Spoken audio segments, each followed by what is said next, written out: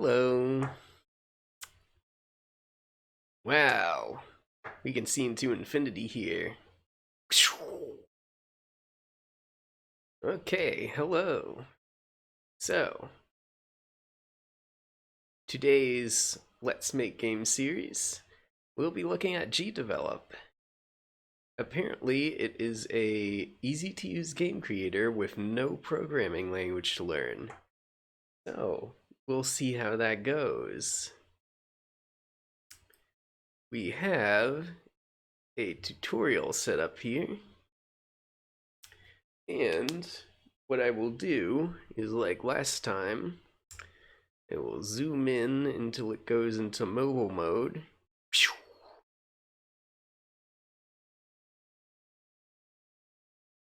There we go.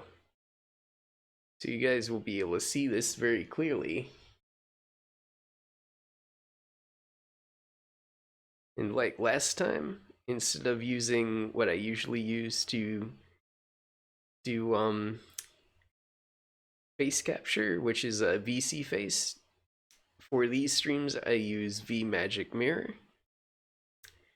Not only does it sort of simulate my inputs, it also is easier for me to render because I'm using a laptop, and the thing about it and OBS is that my laptop has both a dedicated and integrated graphics card, and that kind of screws with OBS. So I have to put OBS in power saver mode, and what that does is it allows OBS to, instead of using my dedicated card, use my integrated card. And that is where the buffer for the screen ends up. So if I weren't using my integrated card, I wouldn't be able to get a screen capture. So vMagic Mirror kind of plays nicer with that, because instead of having to capture the output from, say, VC Face, I can just have vMagic Mirror overlaid on top of my screen, and it works great, just like this. So otherwise, what I would have to do is I would have to have VC Face also use my integrated card, and that would not go super well. These are elaborate 3D renders, and I do not think my computer will like it very much if I try to have the integrated card run all of this stuff. So instead, I've worked out this sort of solution. I think it works pretty well. Downside is I don't have face tracking on this software, because I think the face tracking in vMagic Mirror is a little wonky compared to VC Face. So I just have it set to follow mouse movement, as you can see. Okay, so that's a little explanation of what's going on down here. So now let's get into GDevelop, and we will start with the platformer tutorial, because that is supposedly the best place to start. So we have a platformer tutorial here. Part 1, Getting Started. This tutorial explains how to create a platformer game with GDevelop. If you've never created a game with GDevelop before, this is a great place to begin. You'll learn how to design a level with platforms, enemies, and collectible coins, create a playable character that can move, jump, and kill enemies, and return the playable character to checkpoints when they die. So this is part 1. We have installed GDevelop, so we don't need to go through that. I've downloaded the assets for the tutorials I'm going to go over in advance, so we won't need to do that. Okay, so we need to create a new project. In GDevelop, a project is a container for the game's assets and logic. In this tutorial, the terms project and game are used synonymously. To create a project, launch the program, select Create a New Project, choose a folder, and select Empty Game. So let's do that.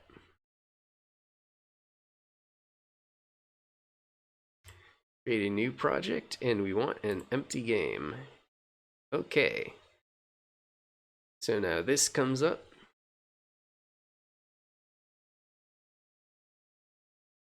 So now we need to add a scene to the game. A game is made up of scenes. Typically, each scene is a different screen in the game. For example, the main menu, pause menu, and each level in a game would all be different scenes. To add a scene to the game, expand the Scenes panel, and click to add a scene. Then select the scene to open it. Let's do that now. We can click to add a scene over here. And here's our new scene.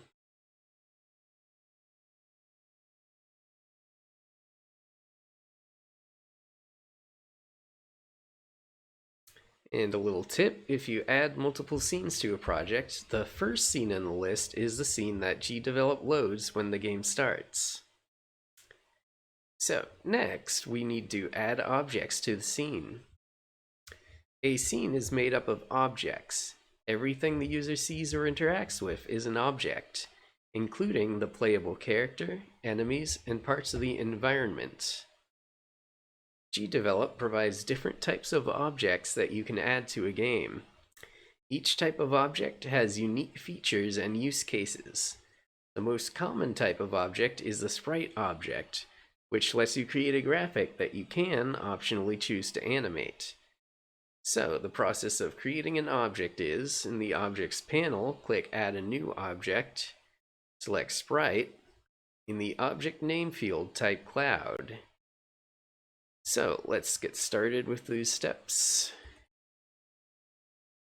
In the Objects panel over here, we need to add a new object. We will make a sprite. We will call it, what was it, Cloud? Yeah, Cloud. So we call it Cloud. When the object editor opens, click Add an Animation. Even though the label says Add an Animation, Sprite objects don't have to be animated. Then we click Add, select the cloud2.ping asset, and select Apply.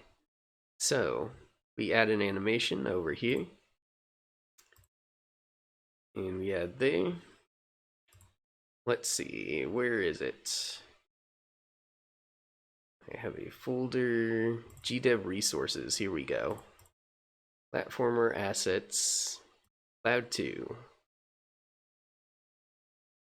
And we do want to make a copy of them in the project folder. So there we go, we have our cloud. Then drag one or more copies of the cloud object onto the scene. So we can drag that here. And we have a little cloud. A happy little cloud. We can drag another one there.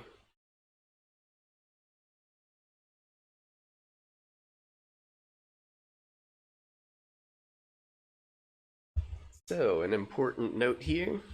Each copy of an object that appears in a scene is referred to as an instance of that object. This is consistent with the paradigm that programming uses.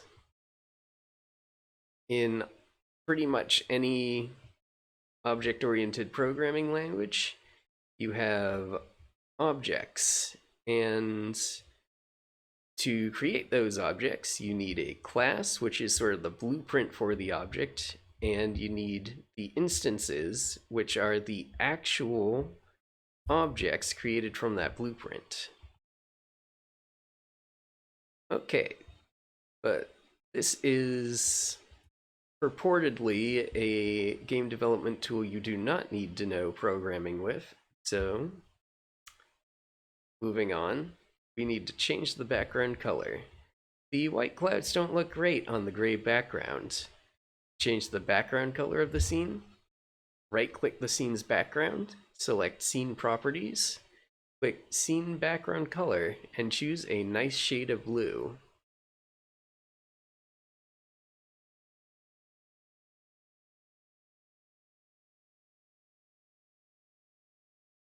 So we say scene properties, and we can select a blue here. I'm going to choose something nice and light. Maybe this.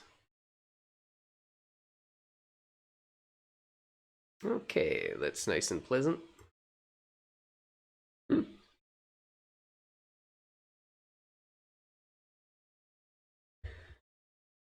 Okay, now we can preview the game. It's good to get in the habit of regularly previewing your games. Then, when something breaks, it's easier to figure out the problem. To launch a preview of the game, click the preview button in the toolbar.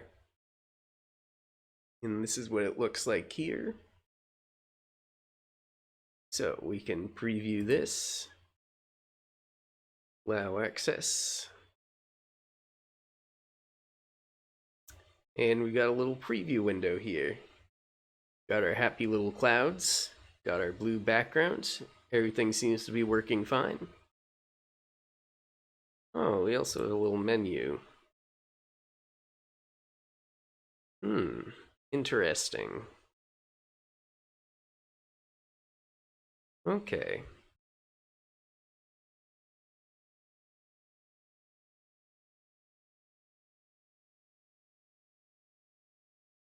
So you can close the preview window as we did.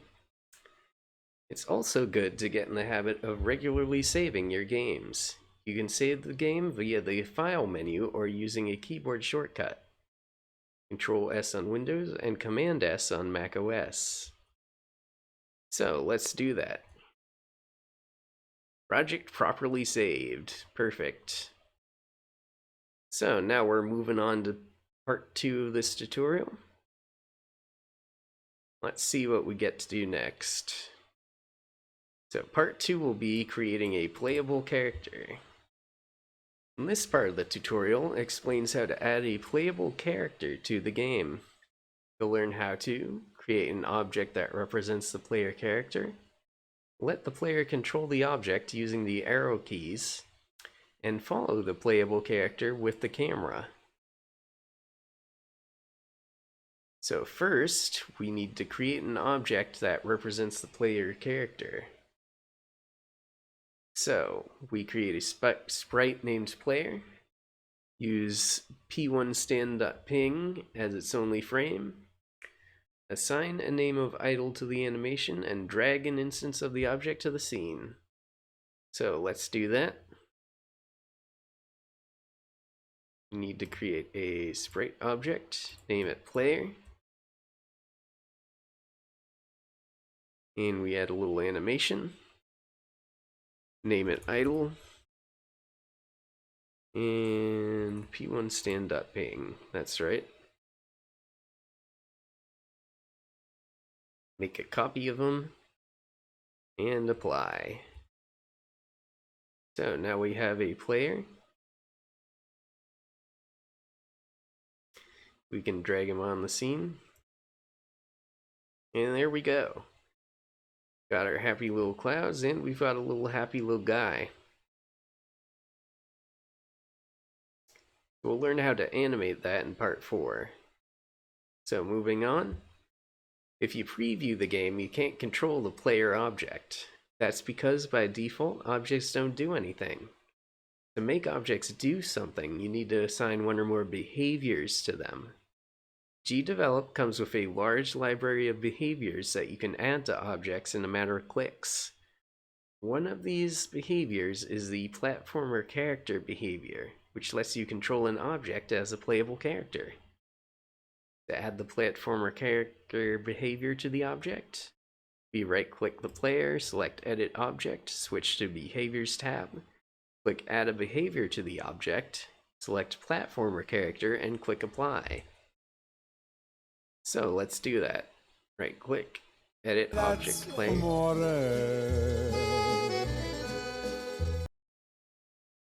Oh, hello, peculiar little rabbit. Thanks for the raid. How are you doing, all? Am I getting raided by jackalopes? Okay, so where's edit behavior? Oh, there we go. Behaviors tab. That's it. So we add a behavior to the object.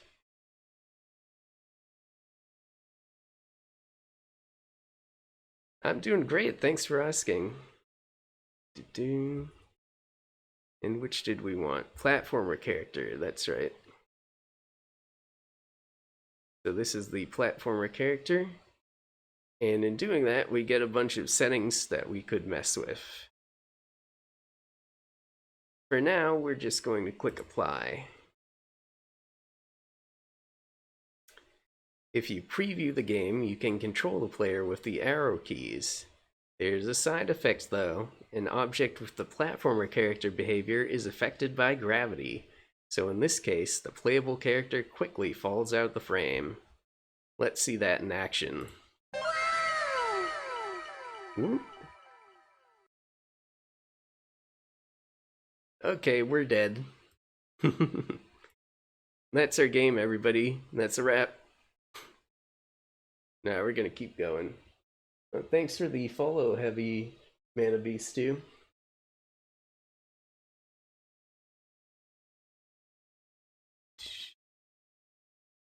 Okay, next we will try to follow an object with the camera. To prevent the character from falling out of the frame, the game needs platforms and a camera that follows the player. Thanks for the follow, Peculiar Little Rabbit. Yeah, that's right. Still less buggy than Cyberpunk. There's just one bug: the characters falling to their death. So, to make the camera follow the player, we're going to need to create an event. In GDevelop, events let you define cause and effect. So when something happens, cause, you can trigger something else to happen, effect. So this seems to be a basic event system. Events are very, very common in game development. You typically want the parts of your game to be very separate, but you also want them to be able to communicate with each other, and events help you do that.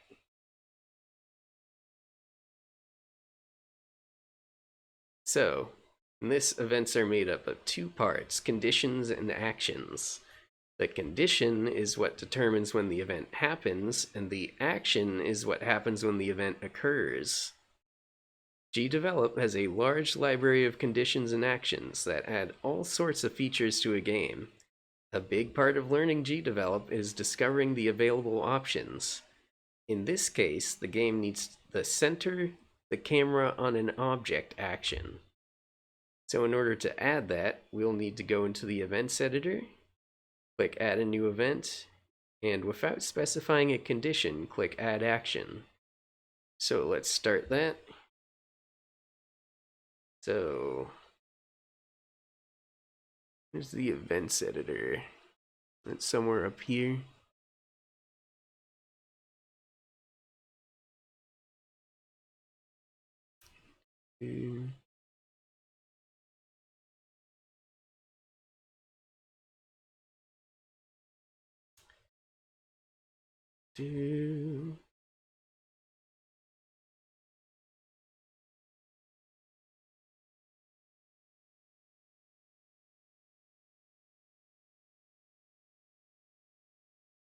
Hmm.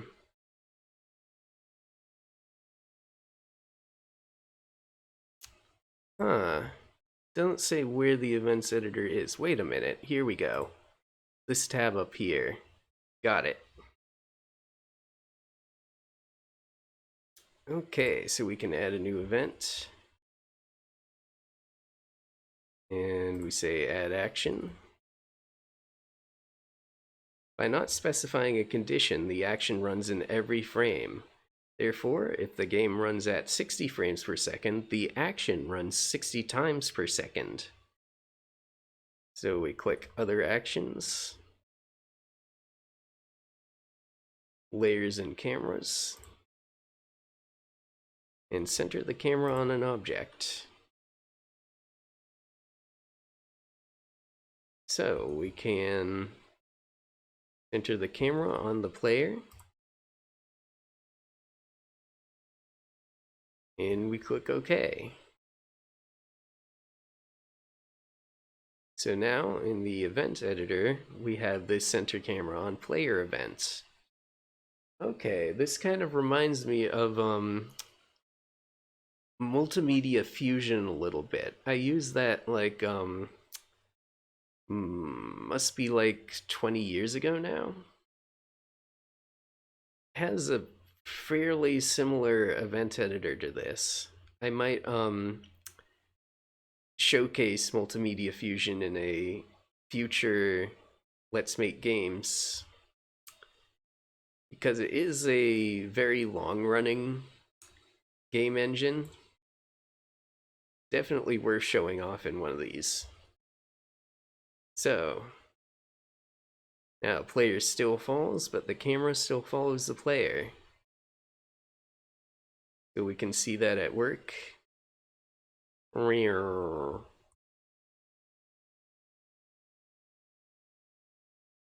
I can move the player, but it won't look like it's doing anything because there's nothing else in the scene aside from the player. And the player is being centered by the camera.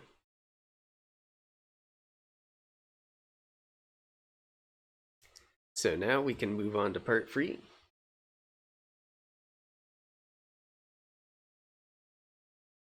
So in this one, we'll be creating the platforms. This provides the player with some solid ground to move across and jump between. We'll learn how to create tiled sprite objects, make a platform behave like a platform. So the first step is to create an object for the platform. This is a similar but not identical process to making the other objects. So the difference is this needs to be a tiled sprite object. This type of object displays an image repeated over an area. It's ideal for something like platforms, which are typically constructed out of small square images known as tiles. So to create an object, we need to go to Objects and add a new object. But this time we say tiled sprite. And we give it the name grass platform.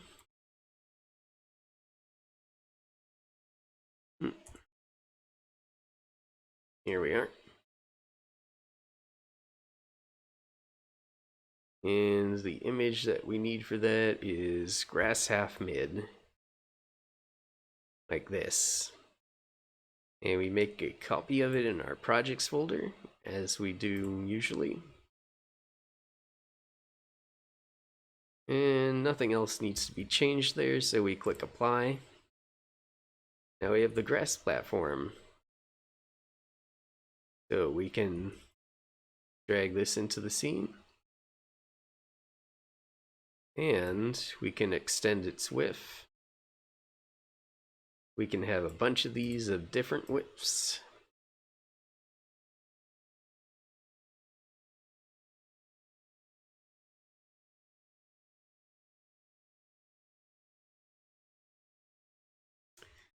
So, just adding that platform won't be enough. Let's demonstrate that now. Oh no, we're falling through the floor now. Still less buggy than Cyberpunk.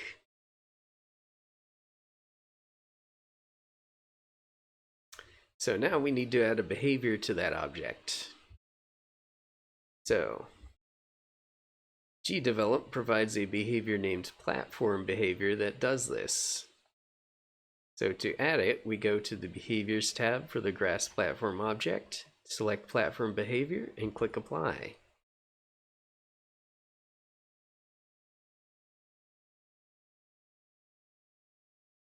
So we go into behaviors, and we want the platform behavior,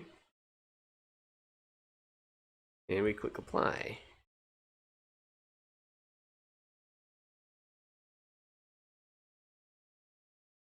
And if we preview again, oh, we can walk on the platform. And the little platform that we made on the right there has some rudimentary collision detection. So we run into it, and we can fall off the ledge. Goodbye.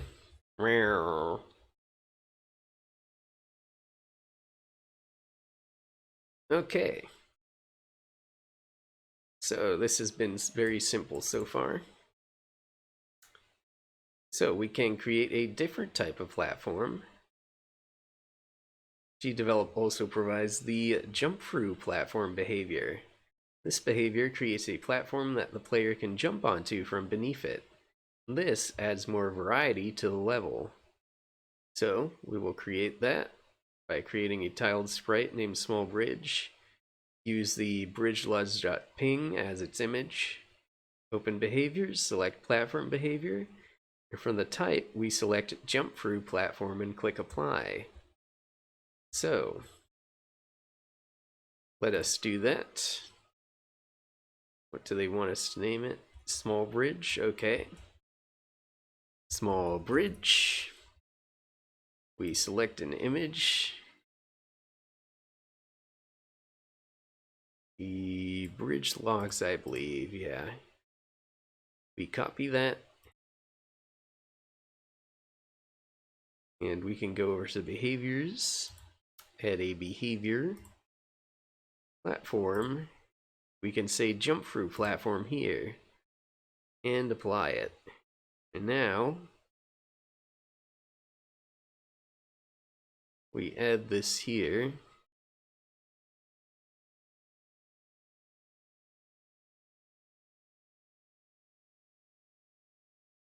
We should be able to jump through it.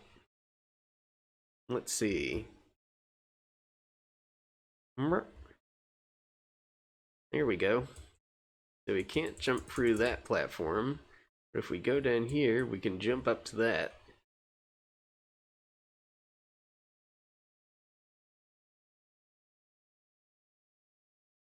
Let's move on to part 4. This part will explain how to animate the playable character. We'll learn how to add animations and use events to trigger the animations. So first we will add a jumping animation. In GDevelop, you can add animations to an object and trigger those animations when something happens, such as when a player jumps.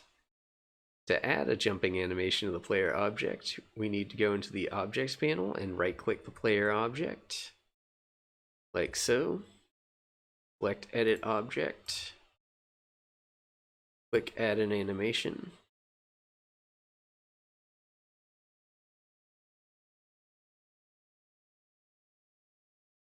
Assign a name of jumping to the animation.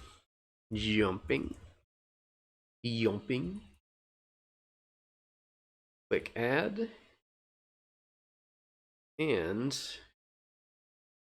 we will be using the P1 jump image. Thanks. I'm glad my Windows is defended.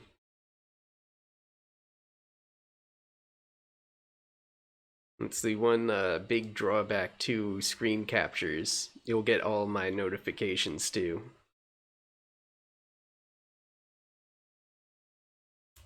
But while the animation is attached to the object, it won't play unless something triggers it. So we trigger the jumping animation by going to the events editor and creating a new event. So we shall do that.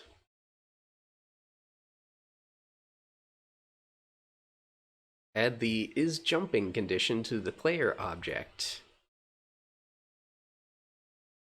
So player, and we've got a bunch of conditions here. Is jumping, and if the player is jumping, add the change the animation by name action to the event.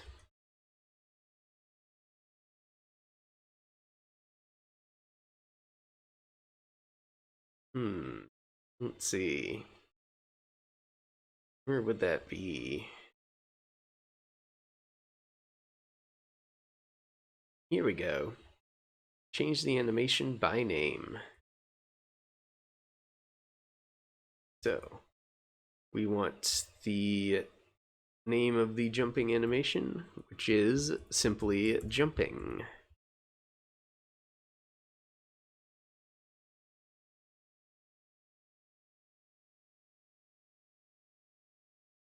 So jumping will trigger the jumping animation now. So let's test that. But we have introduced a little bug there. When we jump, we stay on the jumping animation. Bye, cruel world. Meow.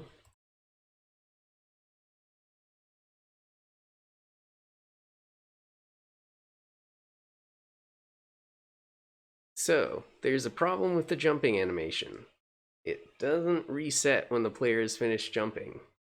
To fix this, we trigger the idle animation when the player returns to the platform. So, we detect when the player is on the floor, and GDevelop refers to the surface of the platform as the floor. To detect when an object is on the floor, we create a new event and add the is on floor condition to the player object.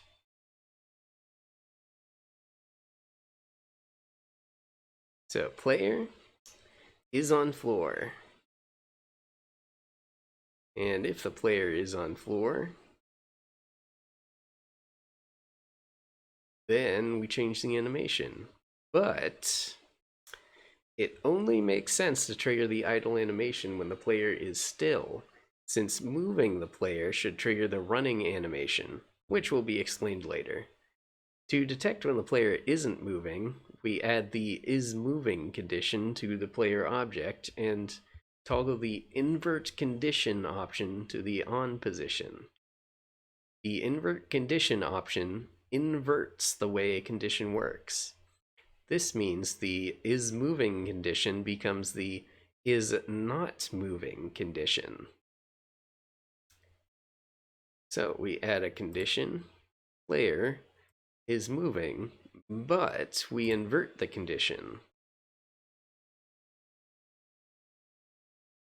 So, inverted player is moving means player is not moving.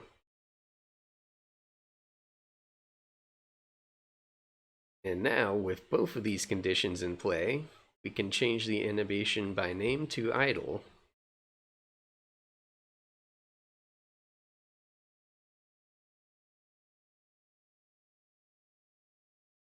GDevelop.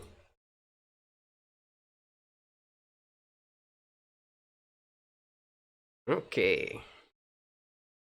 And this should fix our little bug. When we jump, it goes like that, but when we land, it goes like that.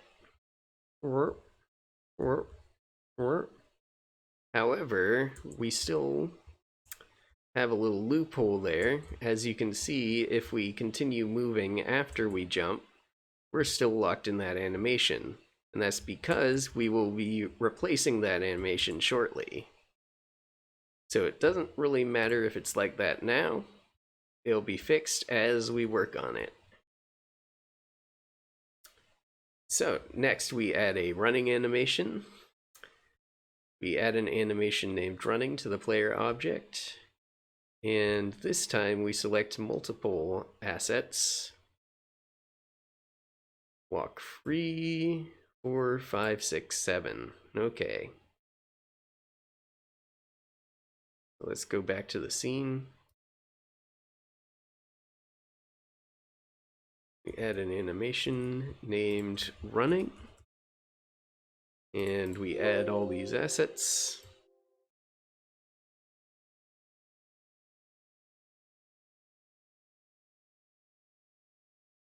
And there we go. Got a little animated sequence there. Enable the loop option. When enabled, the animation continually plays for as long as it's active, rather than playing once and stopping. So we will need to do that. Loop. And we click apply. Next, we need to actually trigger it. So we create a new event, and we add is on floor and is moving conditions.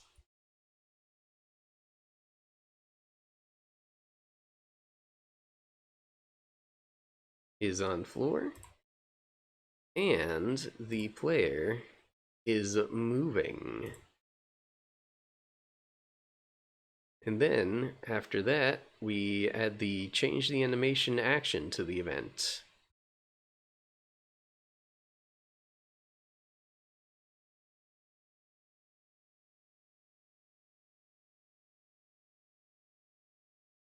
Running.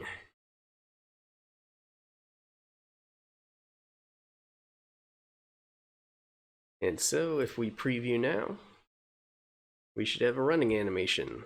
Back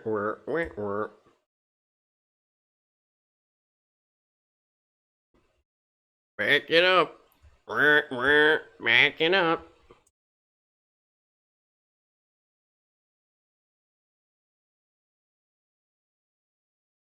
Okay. So now we're moving on to the next part. Now we add collectible coins to the game.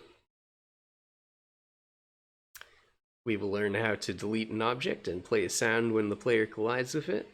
We'll learn how to keep track of data with variables, and we'll add text to a scene. So the first step is to create a coin that the player can collect. You can break this step into two parts, creating an object for the coin and then making the coin collectible by using an event to detect when the player collides with it. So first we create an object for the coin.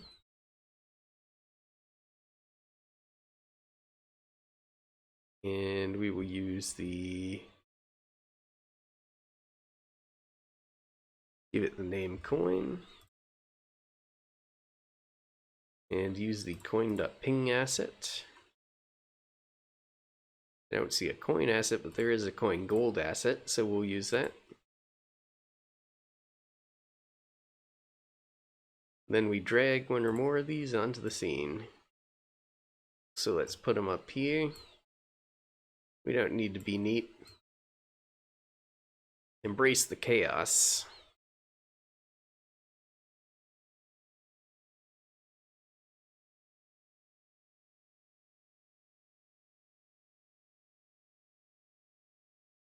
Here we go.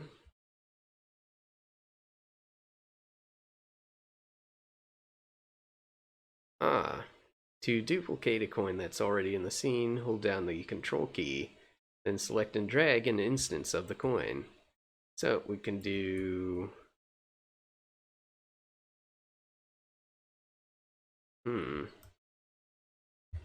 Yeah, I don't think that's working for me. I can drag it from here. Can't do it like they say. Interesting. Maybe something outdated, maybe not. Who knows? Anyway. Create a new event. Add a collision condition to the event that checks if the player has collided with the coin object. So let's do that. Player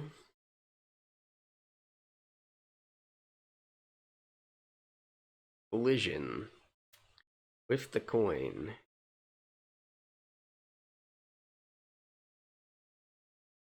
So player is in collision with coin. That is our condition.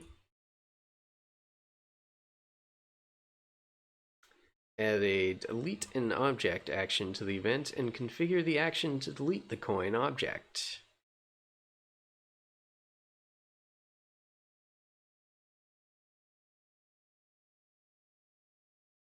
So coin, delete an object.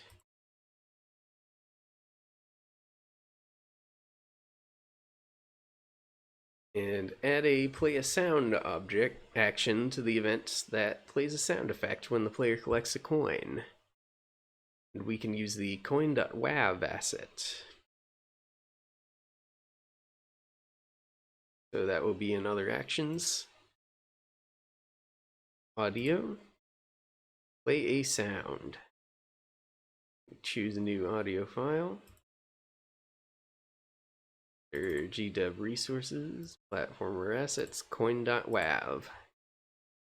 We copy them into our folder. and everything can be left at defaults there.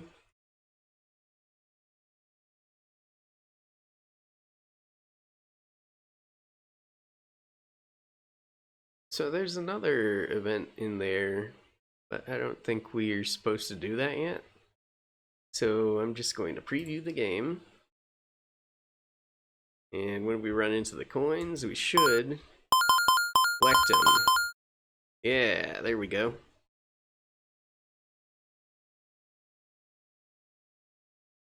Okay. Yeah, that's what I thought. Every time a user collects a coin, the game needs to keep track of the number of coins the player has collected. To do this, the game needs a variable. A variable is a container that can store data. If you've ever done algebra, then you're familiar with variables, as letters like x and y are often used as variables. This is all true. Take a drink quick. Ooh. In GDevelop, there are three types of variables. You have the object variables, the scene variables, and the global variables. In this case, scene variables are the most relevant. These are the variables that exist for the duration of a scene.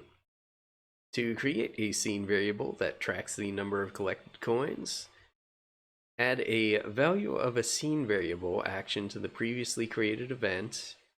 In the variable field, type score. This will be a name for the variable. So let's do that. Value of a scene variable.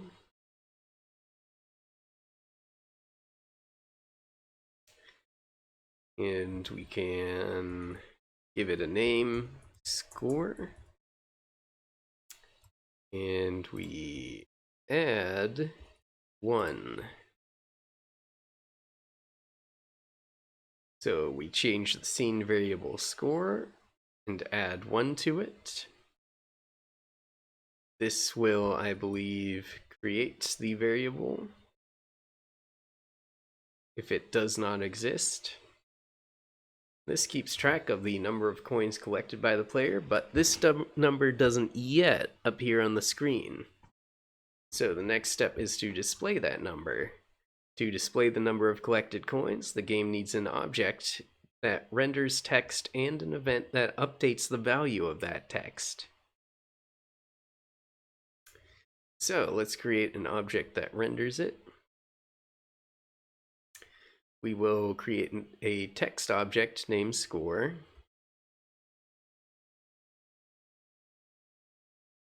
So we have a text object there. We call it score.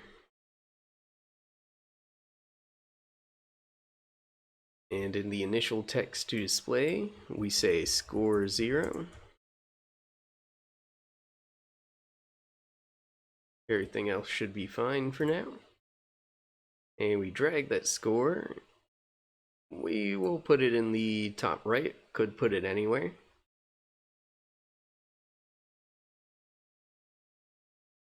Now we need to update the score object with the number of collected coins.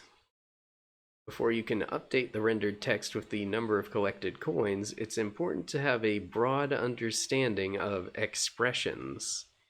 In GDevelop, expressions are similar to spreadsheet formulas or functions in a programming language. You can pass a value into an expression and receive a value. For example, the variable expression can retrieve the value of the score variable. Variable score. Because the score variable contains a number, this expression returns a number. You can convert that number into a string with the toString expression. ToString, and nested within that is variable, and nested within that is score. Expressions are one of the most advanced and one of the most powerful concepts in GDevelop, so don't worry if it takes some time to wrap your head around them. The trick is to follow the tutorials and use the expressions. Practical experience is key. I'm going to let you in on a little secret. These expressions they're showing, those are programming.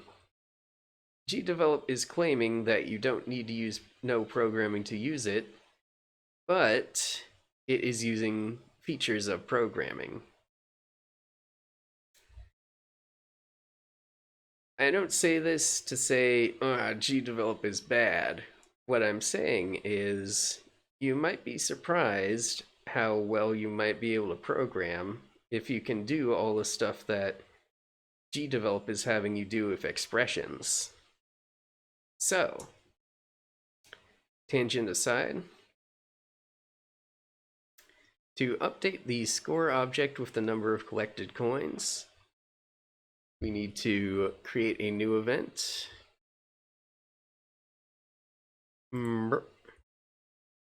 Without specifying a condition, add the modify the text action to the score object. Score, modify the text. Because a condition isn't specified, this action runs in every frame. This ensures that the displayed score is always accurate. From the modification sign dropdown, we select set. And in the value field, we type score plus toString variable score. So we say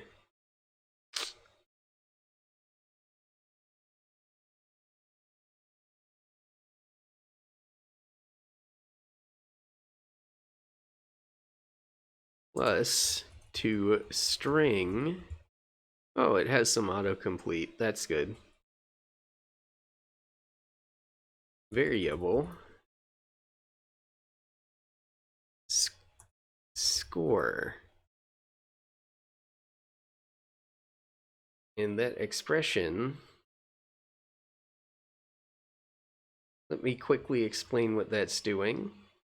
Variable score is retrieving the value of variable score, the score variable that we set up earlier, and toString simply changes that into readable text instead of a number. So it's turning the number one into the character one, the string one. In other words, it's not a number, it's a word now. That's a good way to think about it.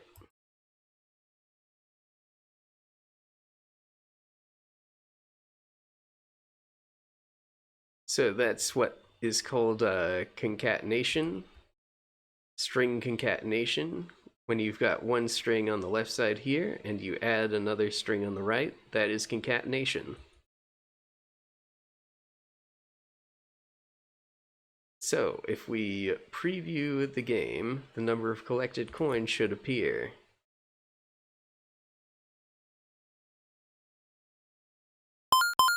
However, as you can see, it is not acting like a UI element. It's acting like an object in the game world. When we move the camera, it goes in and out of frame. And that's not really what we want to happen. I'm assuming next we will fix that. So here's a quick tangent about expressions. You can find more expressions by clicking the blue icon next to the value fields. When you click it, you can search all the available expressions and they're sorted into categories. Yep, here we go. There's a problem with the score object. The number of collected coins is only visible if the player is standing in certain positions. To fix this, move the score object to a different layer. Click the Open the Layers Editor icon.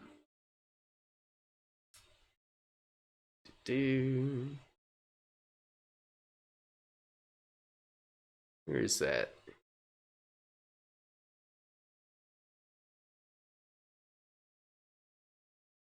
Here we go. Open the Layers Editor.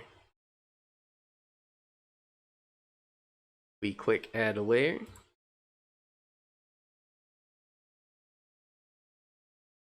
And this layer will be called UI. And we select the score object from the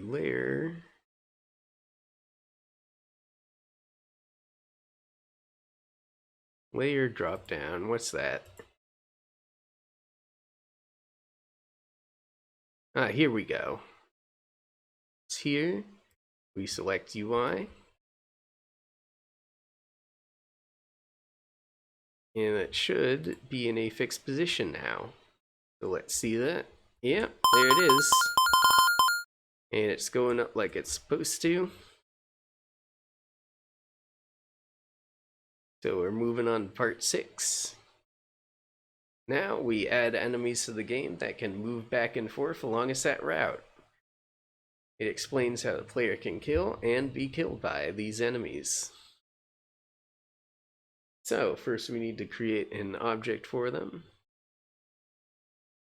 We will create a sprite object named slime.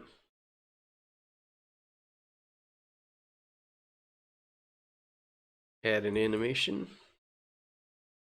Uses slime walk.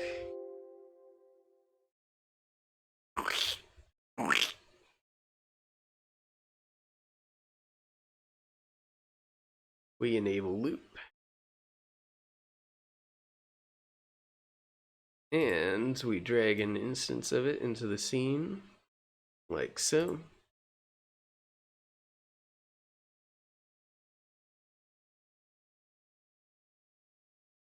So if we preview, the enemy is animated but doesn't really do anything. So the previous part of the tutorial mentioned there were 3 types of variables: object, scene, and global. And an object variable is tied to a specific object. That means the variable holds a value that is only available to and relevant to the associated object. To add an object variable to the slime object, we right-click the slime object and select Edit Object Variables.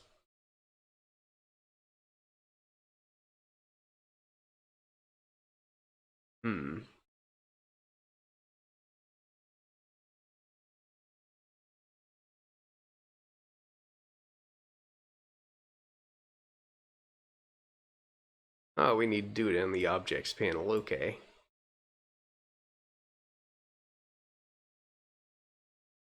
Add a variable named Direction with a value of right. This is the default value of the variable.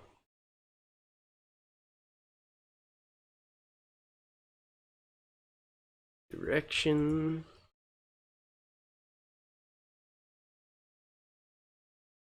The value is right.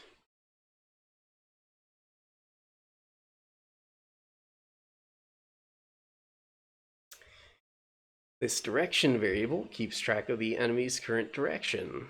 In a later step, you'll be able to change the direction of the enemy by changing the value of the variable.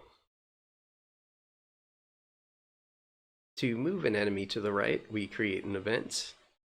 In the events editor, we create a new event and add the text of an object's variable condition to the slime object. In the variable field, type direction equal to right.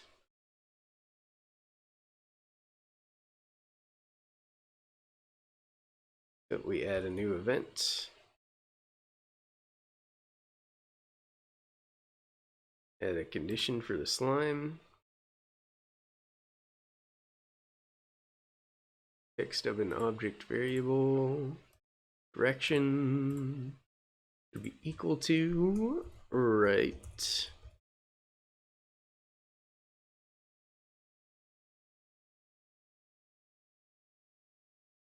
And with that condition, we can add an action to the event. So we say add a force.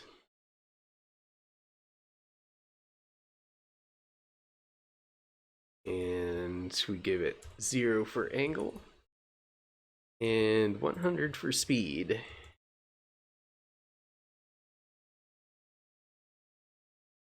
And we want that to be instant.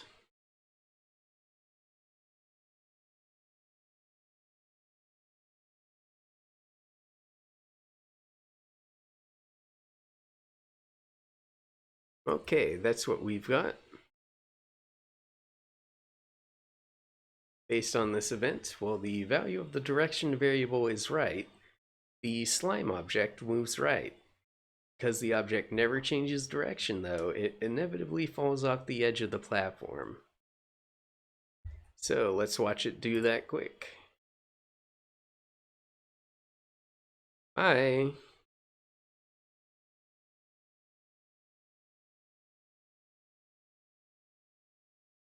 To make the enemy change direction, add two invisible objects to the scene, one called left and one called right, and place them on either side of the enemy.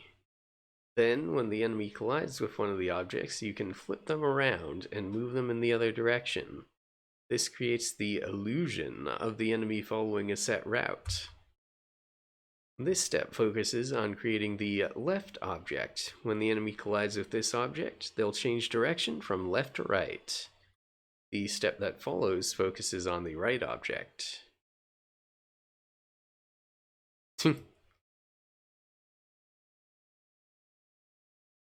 Little typo there, but okay. Create a sprite object named left.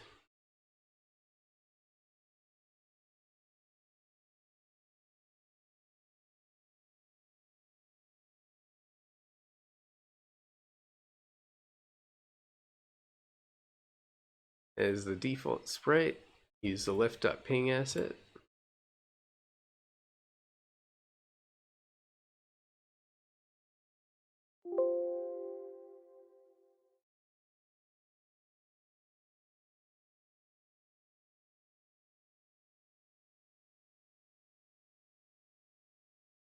And drag an instance of the object into the scene, somewhere to the right of the enemy.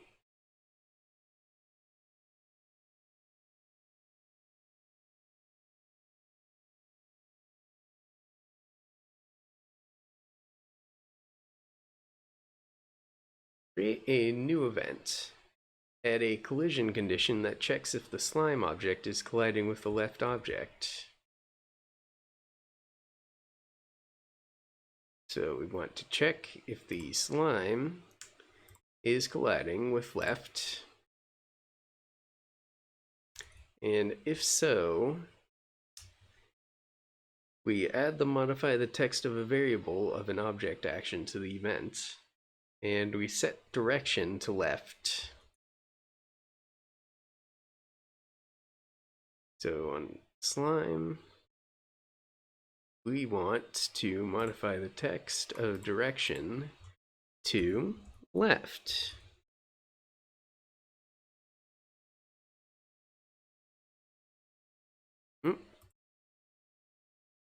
I didn't choose an operator. We need that to be set to.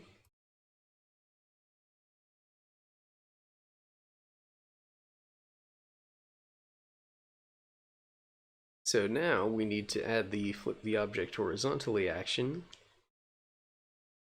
and set the activate flipping option as yes. And this ensures that the slime object changes and faces a different direction rather than just changing directions.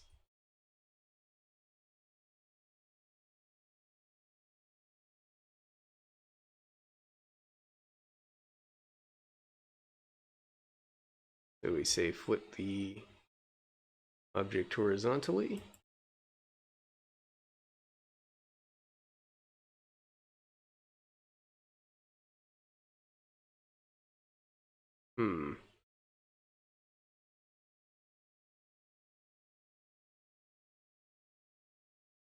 So now we add a force angle action to the event.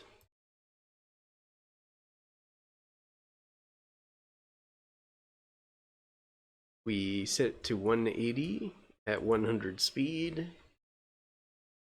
and it will also be instant.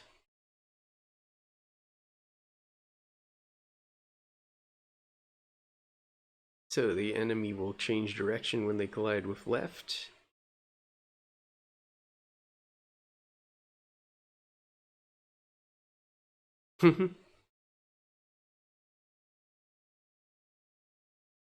Sort of does, but it's kind of messed up. Hmm. What's up with that? Why is it facing this way to begin with when it's moving right? Um. Hmm.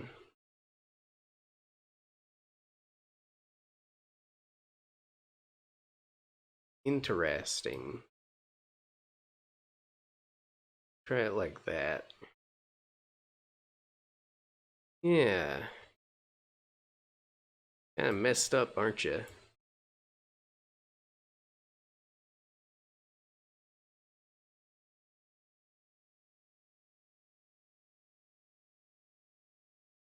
Hmm.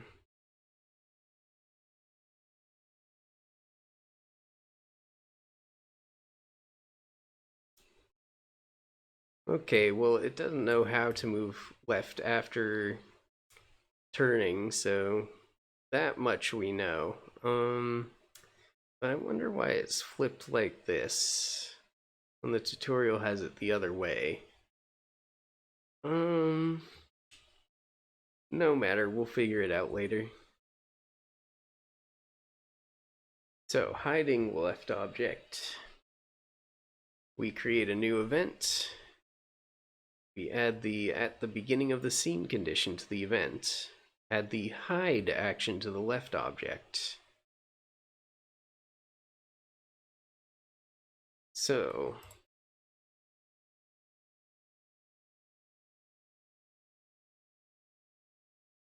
scene at the beginning.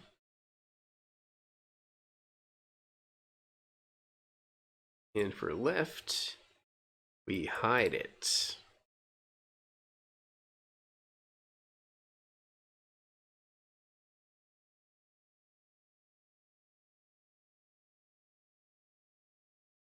And the enemy flips around on their own volition there.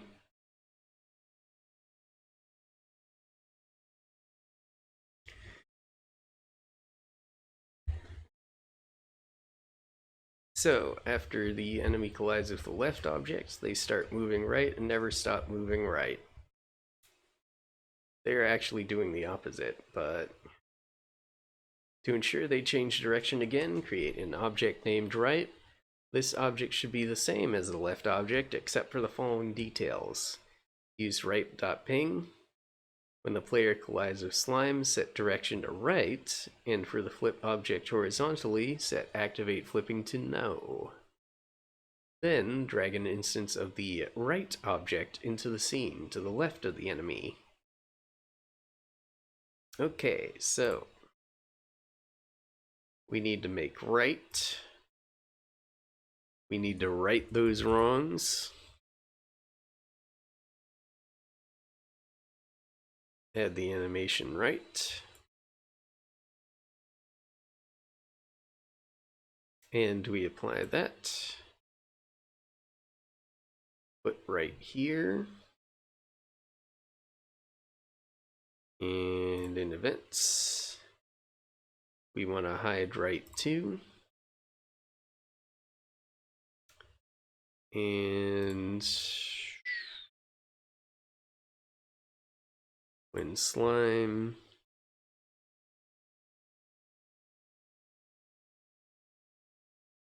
collides, where are you? Here we go. With right.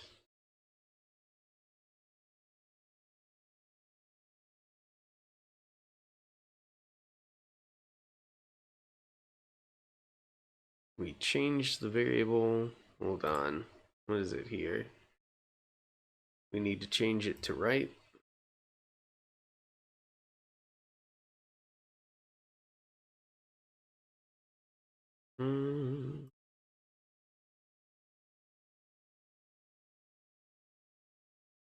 Change that to right.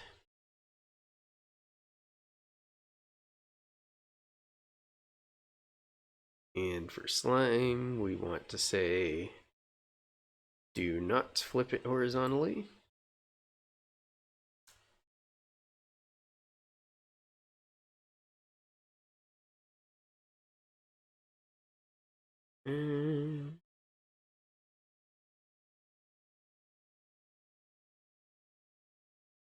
And we give it a little...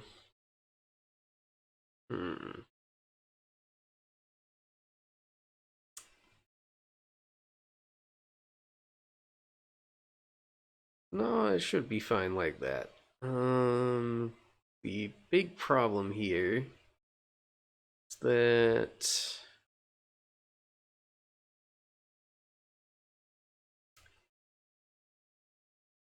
the tutorial didn't cover this, but I need to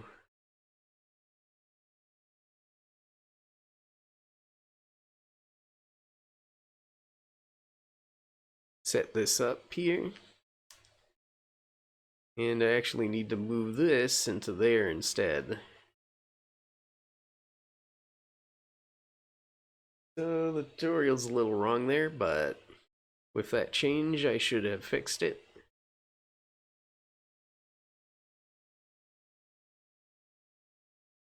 So if we check the game out,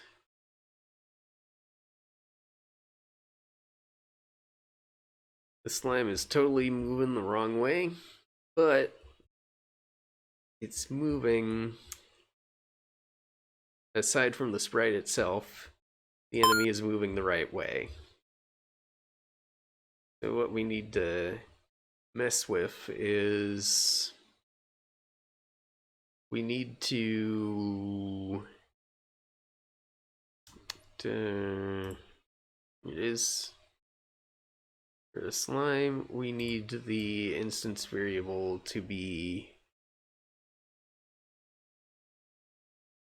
the opposite to begin with. There we go. So if we preview this now,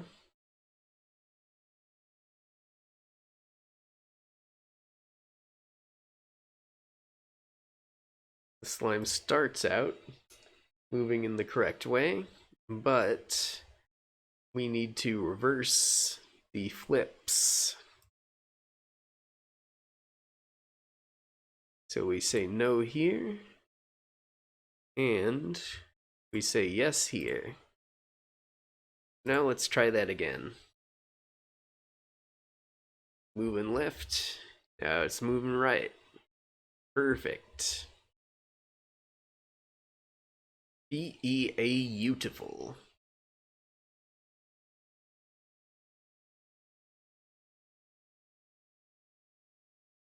So we're moving on to part 7 now. Platformer tutorial part 7. Make enemies kill the player and the player kill the enemies. So, when the player collides with an enemy, the player should die. That's my judgment, and I stand by it. An easy way to kill the player is to delete the player object if it collides with an enemy. To delete the player object if it collides with an enemy, create a new event. Add a collision condition that checks if the player is colliding with slime, and add the is on floor condition of the player object. This will ensure that the player only dies if they're on the platform. And we add delete an object that deletes the player. So we say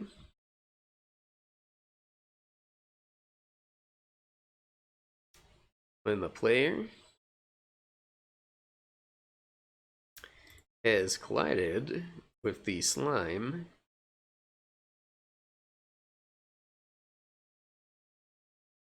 the player should also be on the floor.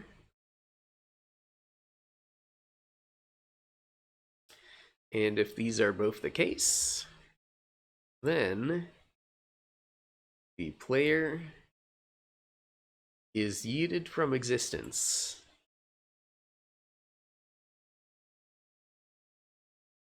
So we can see that in motion right now.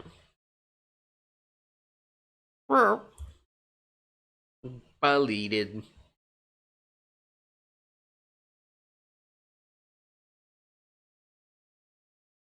But we also need to make sure that if the player jumps on an enemy, the enemy should die. Similar to the previous step, def in this case means deleting the slime object. So, to delete the slime object when the player jumps on it, we create a new event. We add a collision condition that checks if the player is colliding with slime. Player is colliding with the slime. And add the is falling condition to the player object. This ensures that the enemy only dies if the player is jumping, i.e. not on the platform. Player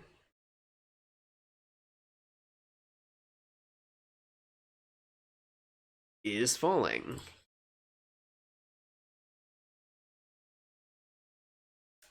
And we add the delete an object action to the event that deletes the slime object. Slam delete. If you preview the game, you can jump on the enemy to kill them. So let's give that a shot. Jump. It is deleted. Not very satisfying, but functional. Now let's do this optional step, bounce on the enemy's head. In a lot of platforming games, when the player jumps on an enemy, the player bounces on an enemy's head. This makes killing an enemy feel more fluid. Make them bounce on the enemy's head, add the allow again jumping action to the player object, and add the simulate jump key press action to the player object. So, let's do that. So, player, allow jumping again. And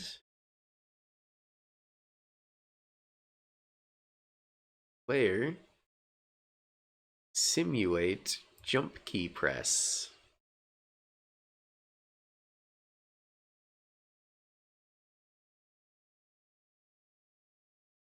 So now we should be able to bounce.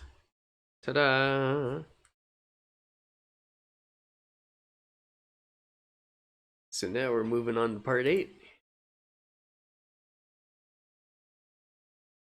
So this part of the tutorial explains how to add checkpoints to the game. Then, when the player dies, they'll be sent to the most recent checkpoint. The first step is to create a checkpoint object. By this point in the tutorial, this should be a familiar process. Create a sprite named checkpoint, use the bush.ping asset as the image for the checkpoint, and drag one or more instances of the object into the scene. So let us do that. We will create a checkpoint sprite object.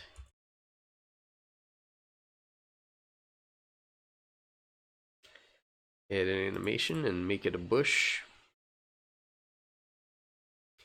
Very unassuming checkpoint, but whatever works.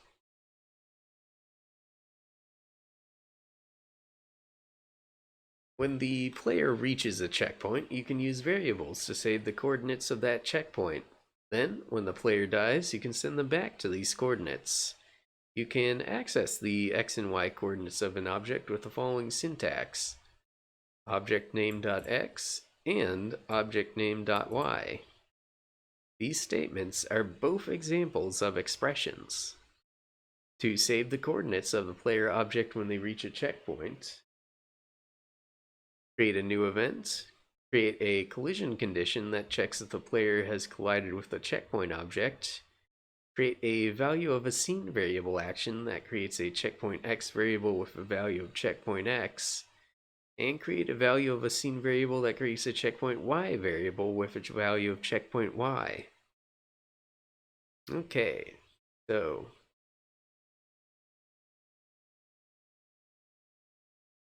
we need to create a event condition is the player is colliding with the checkpoint. And if the player is colliding with the checkpoint,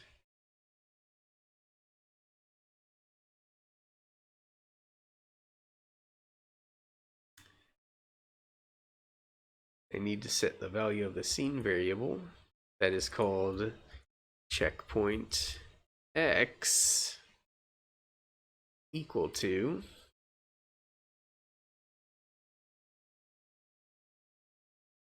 the checkpoint's x value.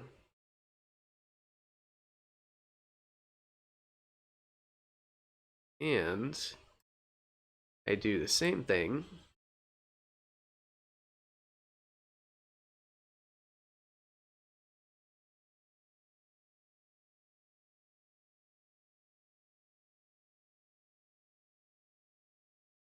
for y and say checkpoint y.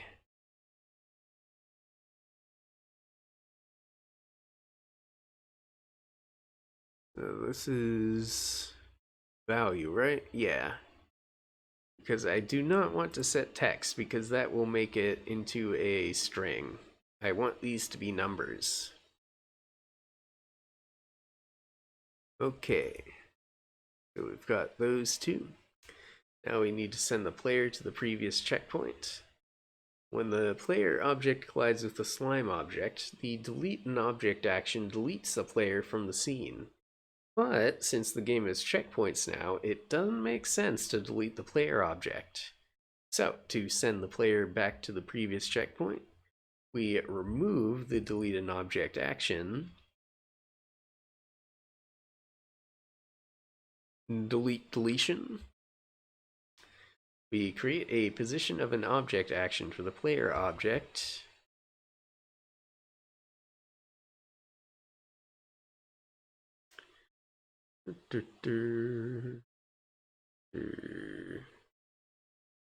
Position of an object.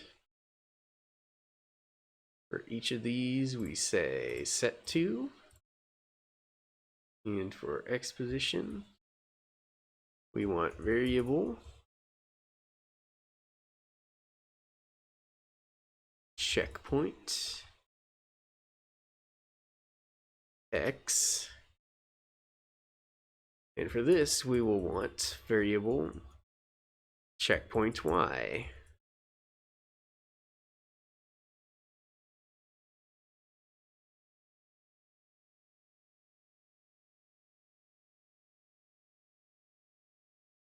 If we preview, dying after reaching a checkpoint sets you back to the checkpoint.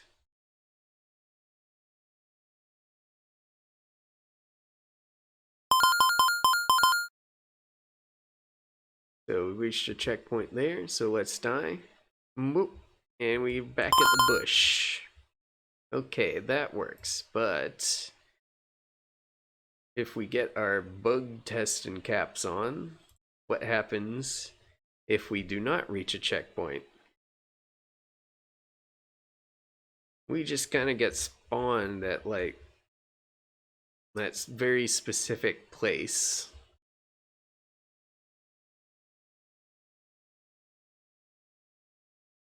Probably like the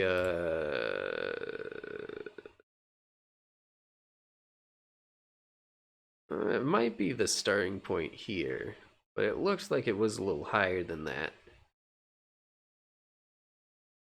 Anyways, the checkpoint x and checkpoint y variables don't exist until a player reaches a checkpoint. So, if a player dies before reaching a checkpoint, GDevelop sends the player back to the default coordinates of 0, 0. This may cause a problem if something else exists at the default coordinates, such as an enemy. There isn't a platform beneath the default coordinates. So, to fix this, we will need to set the value of checkpoint x and y variables to the initial coordinates of the player object. Then, the default coordinates are defined by where you place the player object in the scene editor. We will put this guy a little closer to the ground there, so we make sure this is working properly. To set the default coordinates, we create a new event with the at the beginning of the scene condition.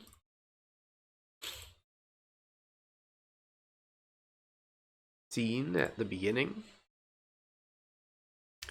And we create our variables.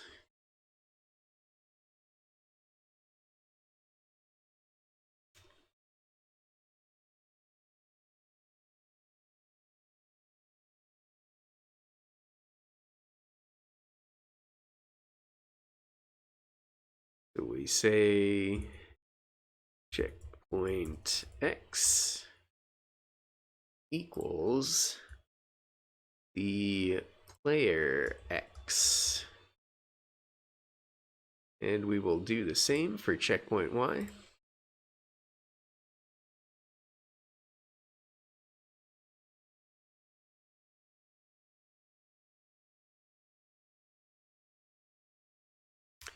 That will be equal to the player y. And in doing that,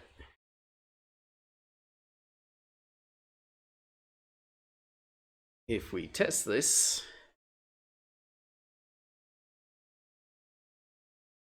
when we die, we are sent back to the start, which looks kind of funny if we die when we are at the start. As you can see, this little guy just pushes us around, and we can't move till it gets out of the way. So, that was the platforming tutorial for GDevelop. So, what are my impressions so far? This program reminds me a lot of Multimedia Fusion.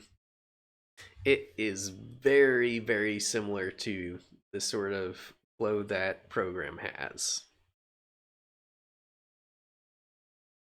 The event editor here, it looks almost identical.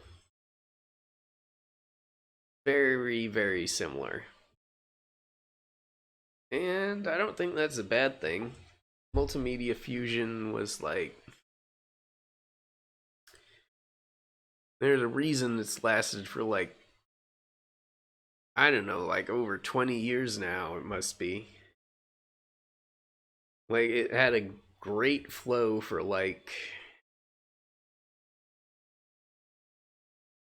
the 90s or so when it was developed.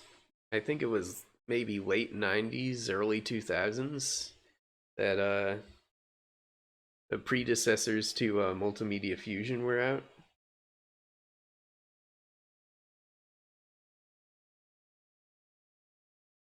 So yeah, this is kind of a good approach to doing things. It stood the test of time. It can get a little messy here. Could get a little messy in Multimedia Fusion too. That's sort of the trade-off you get with a more visual-oriented editor like this.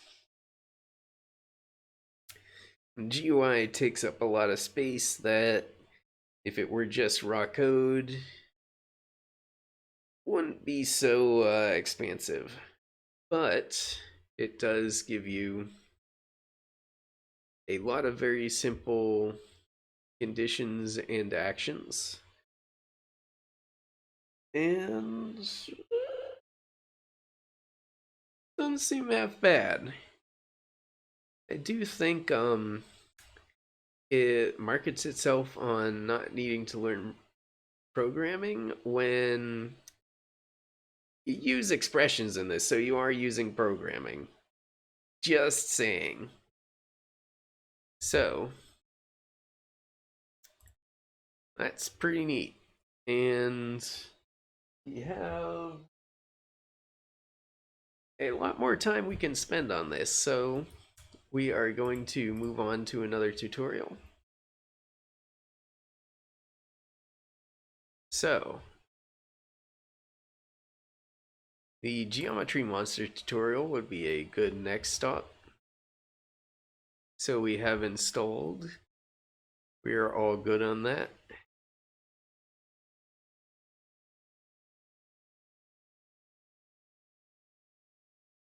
So,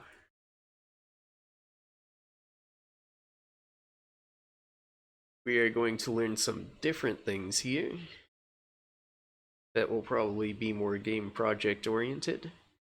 So, let's create a new empty game here.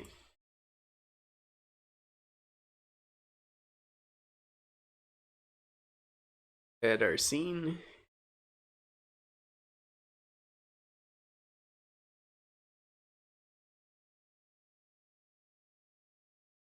And the game options.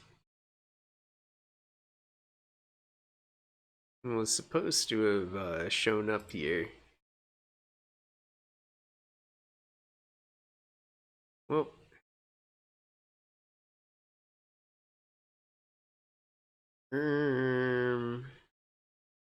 there we go. Game settings, properties. So, after clicking the empty game button, we are presented with a new project, and the project window appears on the left as is displayed here. We are going into game settings. Our game is going to be called Geometry Monster.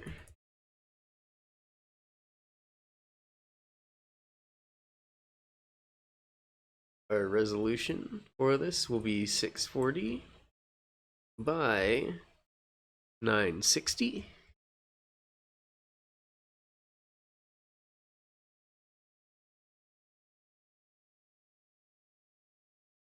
And in the offer name, we will say Noemi. We can apply all that and go back into our scene.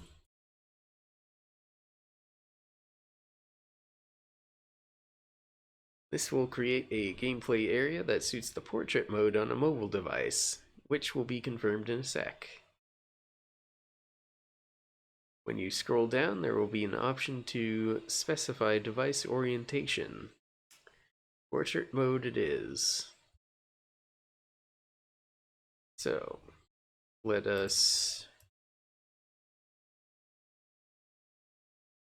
do that. Let's GDevelop preferences. Project manager.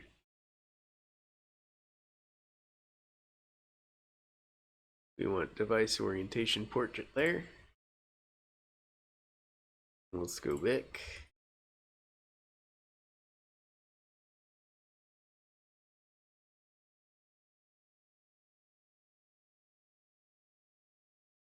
Now, we start with a scene. It will work like a basket, holding various items and showing them on the screen. So, it looks like in this tutorial there will be some stuff that's redundant and some things that will be new. So, we add the scene.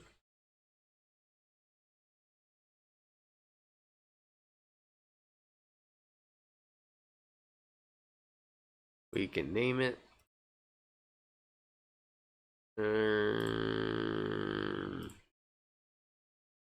Level 1.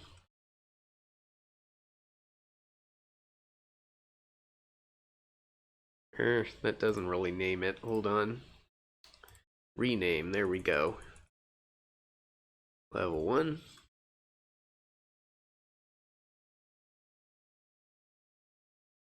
After successfully creating a scene, we'll be taken directly to it. Notice the tabs at the top of the editor. There's level 1 and level 1 events. In the left panel, we can manipulate the properties of any selected instances. The actual scene contents are visible in the middle, with the gameplay area being in the portrait mode already, and an objects list is on the right panel. So, now the scene itself is ready. It looks kind of empty. Let's add something to it. We do that by clicking on the Add a New Object button in the Objects panel on the right. Just like we did the last time, we will be making a sprite.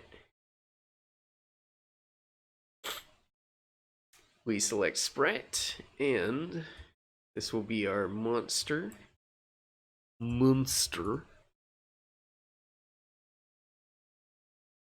We'll call it monster, And he will have an animation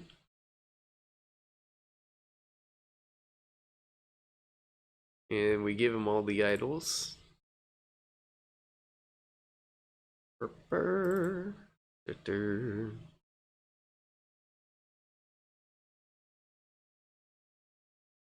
Guy looks very goofy.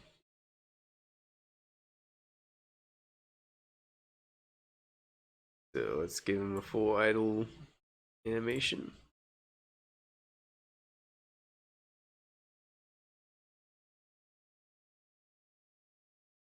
And set that to loop.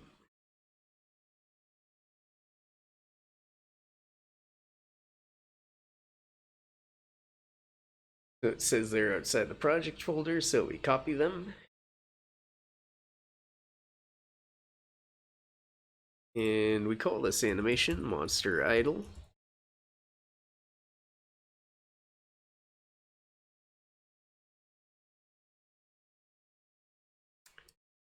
Okay, every frame will be rendered after a 10th of a second. Okay. So we want to make it 0.1. Apply that.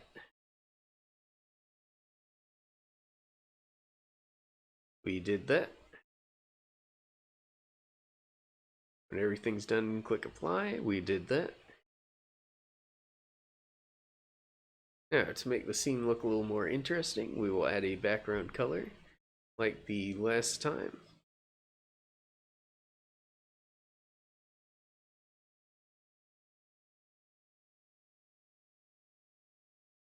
We'll add something dark.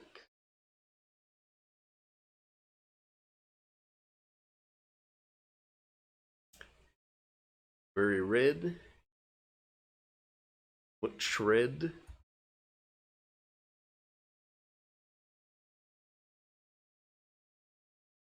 Now we add desktop and mobile controls.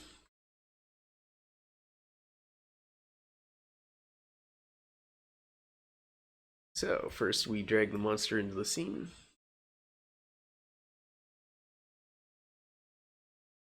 Then we go to the events tab.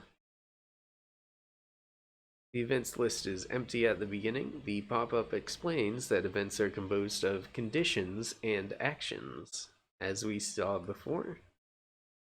We will probably be going through, just as a heads up, we will probably be going through this one a little faster than the last one, just because we've already been introduced to a lot of these concepts.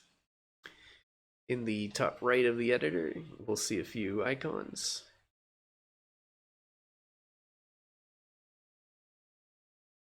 We'll say add a new empty event.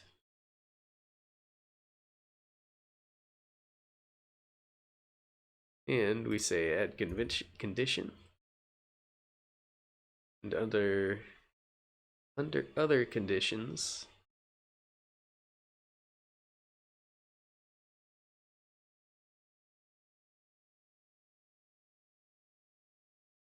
we say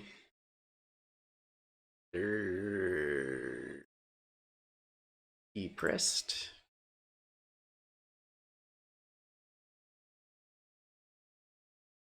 We enter left.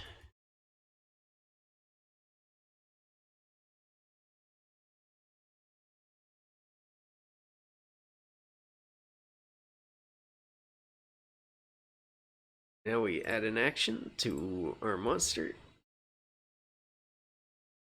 And we want to add a force.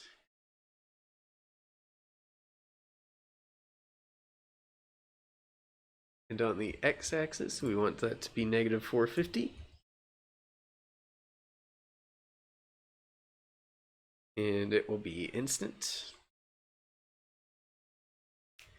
So in that case, it will stop when the key is released.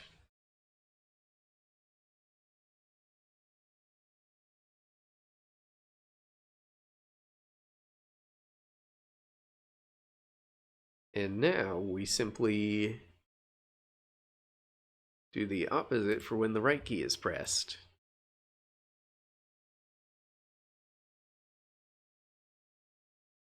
So when right is pressed, we want to add to the monster a force of positive 450.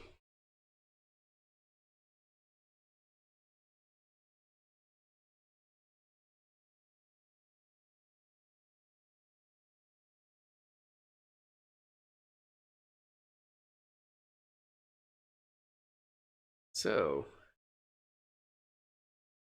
it is possible to add comments. So we can do that and move it up to the top.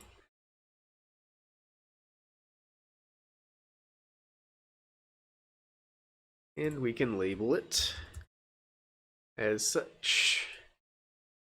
And the comment is entirely for the benefit of the developer. What it allows you to do is organize things, keep notes on various things you're working on. So by doing that, we now know all these things under here are for the monster.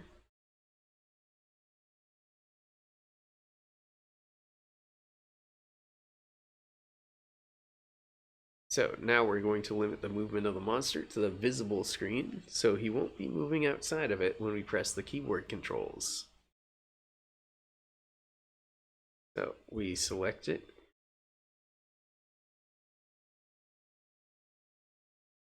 Go to behaviors. Add a behavior. Search. And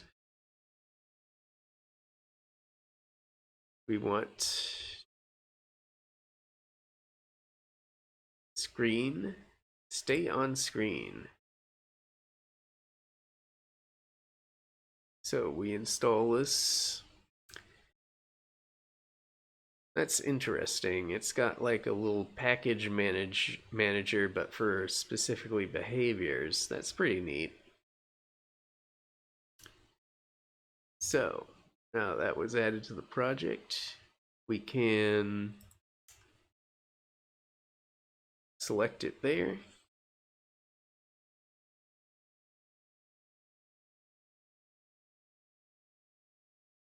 And we want the right margin to be 130 free.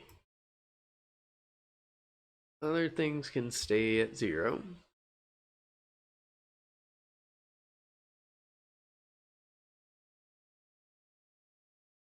Great.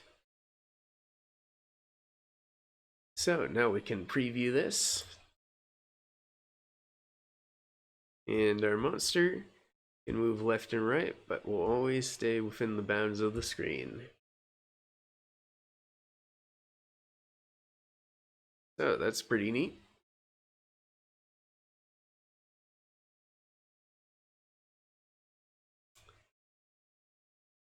Now when we have desktop controls, it would be great to add mouse and touch support too. The game will be easier to play with the mouse, and it will also be playable on mobile. So we add a new condition.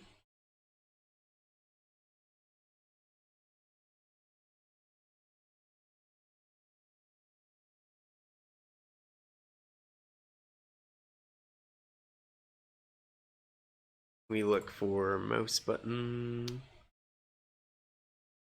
pressed or touch held, or the left button, and a subcondition for the monster. We compare the X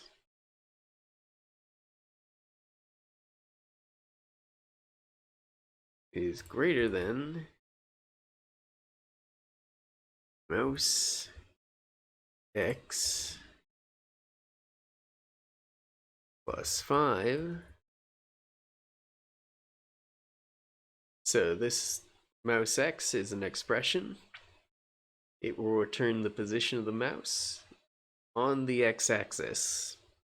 And the 5 is an offset, so the monster won't be jumping between both states if it will be clicked or touched in the center.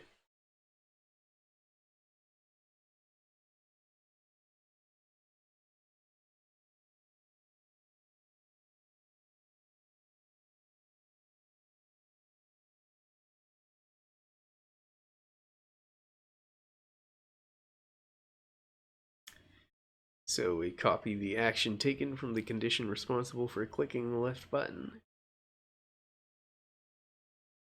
and paste it in the condition. So we copy and hold up.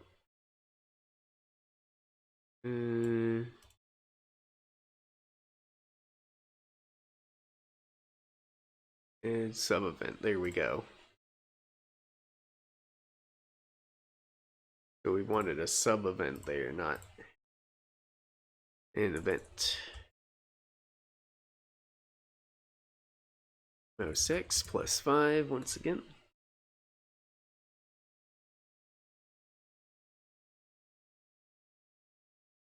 There we go.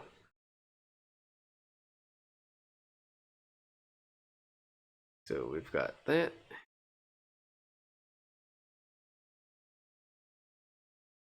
And now we create another one with -5.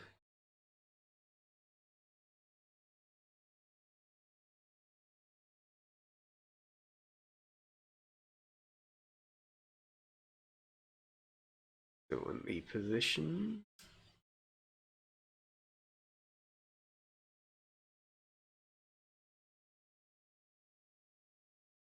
is less than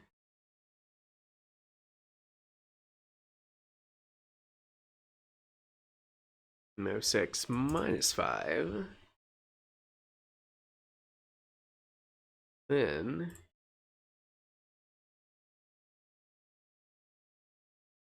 we do that.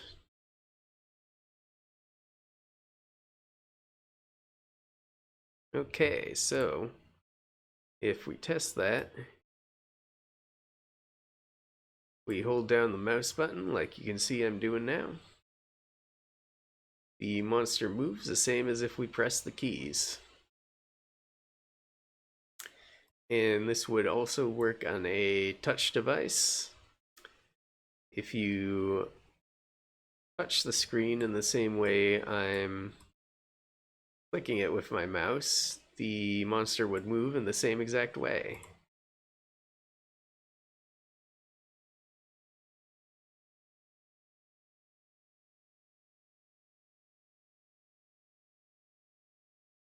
So, after successfully implementing the movement of the monster, it would be great to add the shapes that will be falling down and move them down onto the scene. Note that instead of having a fixed number of items placed on a scene, we will generate them in a way the game will be an actual endless. So, we click add a new object, add a sprite,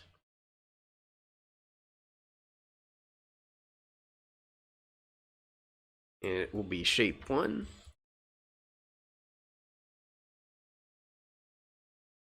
With an animation.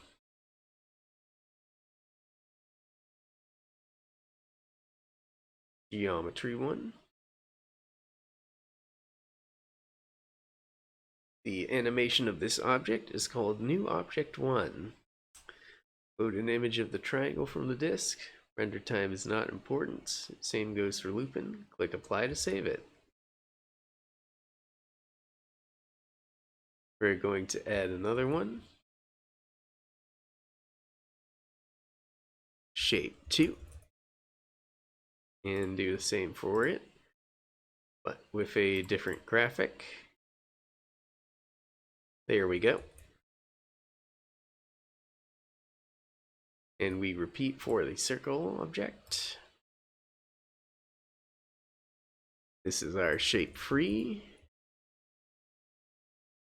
And we will have the geometry free image.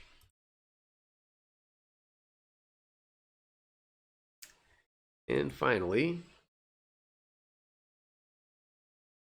shape 4 will have an animation like that. Oops, that's not what I wanted to do. Shape 4.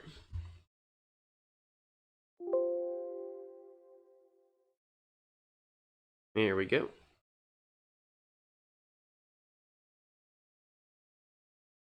Now all four shapes are visible in the objects list in the right panel.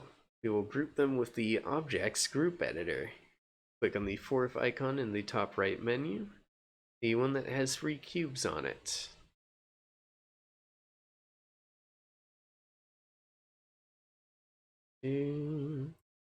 Object Groups. It will expand the current view and show an extra Object Groups panel on the right. Click on Group to open up a pop-up.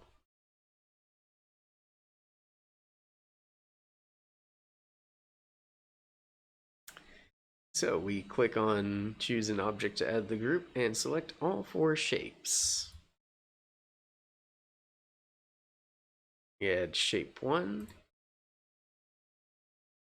Shape 2, Shape 3, and Shape 4.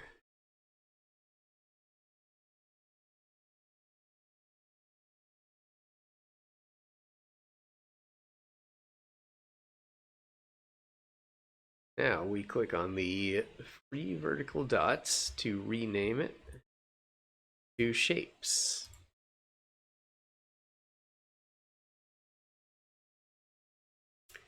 So now we have a nice group of shapes. We add a comment in the Events Editor.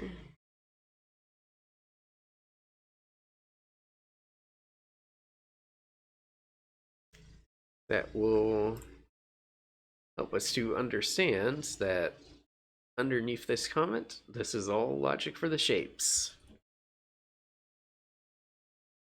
So add a new event and add condition. In other conditions, we find timers and time.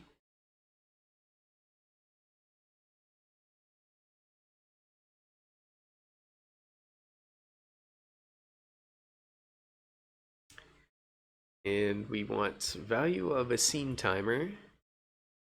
Oops, what did I just do there? Went back. Okay, let's back to where we were.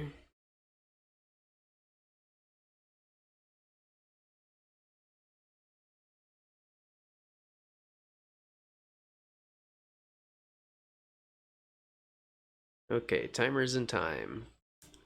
We want value of a scene timer.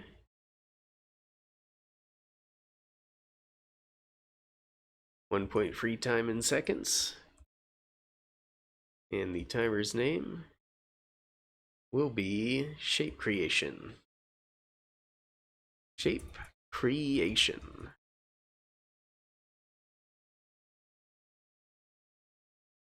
Okay.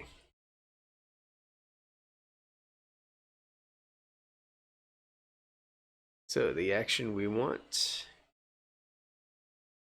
is under the shapes groups.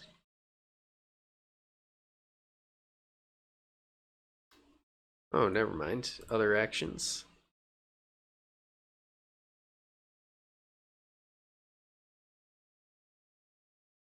Non-objects and other actions.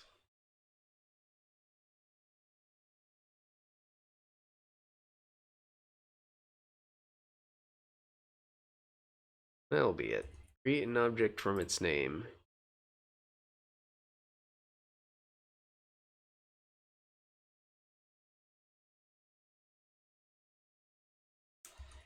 And we select the shapes group.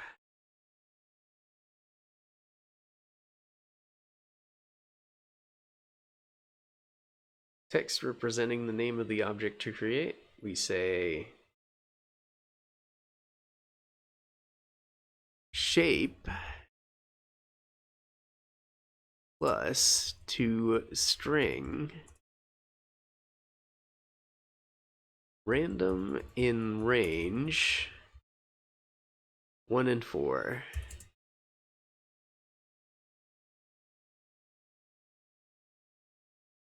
The X position will be a random number in the range of 80 to 640 minus 80. The y position will always be negative 100. Okay, so explaining that a little bit, the free values we will enter are text representing the name of the object to create, x position, and y position. Name it shape plus toString, random in range 1, 4, so that whenever a new object is created, it will be one of the 4 available shapes. So, briefly overviewing what this is doing. We created 4 different kinds of shape objects, right? And we named them very specifically shape 1, shape 2, shape 3, shape 4. So, what we are doing here is we're saying reference the shape that has the name shape plus a number randomly chosen in between 1 and 4. So it could be shape 1, could be shape 3, could be shape 2, could be shape 4. Oh, hey King Kek. I'm sorry if you've been chatting a while. I just looked over. How's Adler Ryza 2?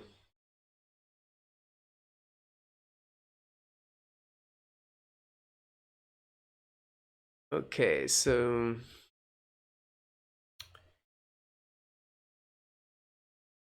the x position is random in range 80, 640, minus 80. This means we will pick a random position between 80 and 560 pixels. Why these specific values? To make sure the shapes are rendered fully on the scene and are not partially cut out if they'd render on any of the edges of the screen. The y position is negative 100, so the new shape appears above the visible area, and will then move down. It looks more natural than spawning it right onto the gameplay area. So, we get a random x position that's within the bounds of the screen, and we get a specific y position that will allow the object to drop down on the screen. So, let's add another action.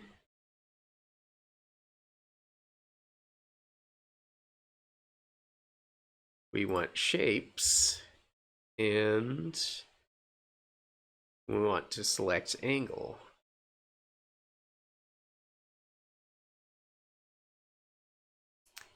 Where is that? Here we go. Angle. In modification sign, select set to, and the value should be random in range 0, 360. Random in range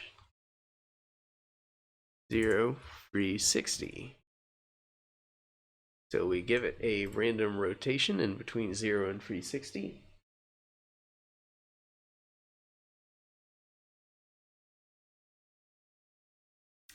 Now every time a new shape is created and dropped, it will be rotated by a random value in between 0 and 360. And this will add some variety to how the shapes are presented in the game. So we'll go even further. And under shapes, we will adjust its scaling as well.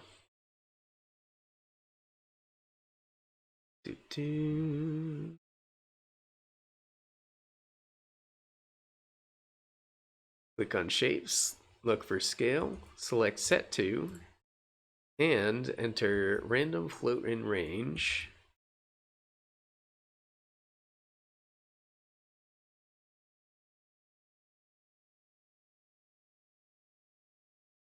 Zero 0.8, 1.6. This we'll randomly scale the shape up or down so it's a little bit bigger or smaller. Rotation and scaling is a great way to make the game more fun, even though we still have only 4 basic shapes in play. Okay, so next we want to go into other actions, look for timers and time, and select start or reset a scene timer.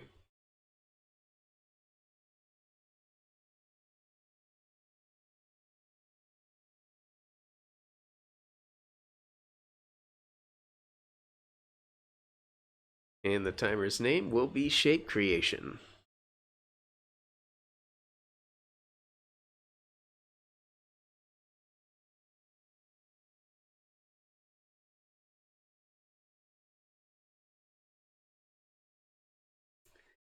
So every time a new shape is created, the timer gets reset, and we get to wait 1.3 seconds before a new shape is created again and again indefinitely.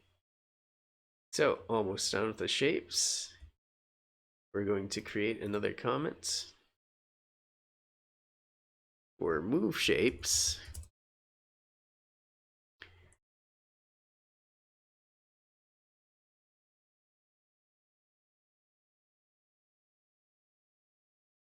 Add a new event.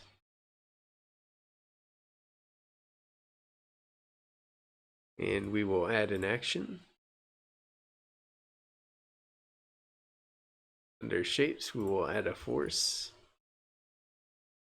Add a 90-degree angle at a speed of 100 pixels per second. And that will be instant.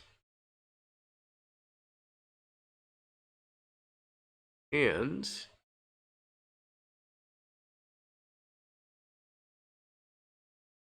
we will add a rotation to the shape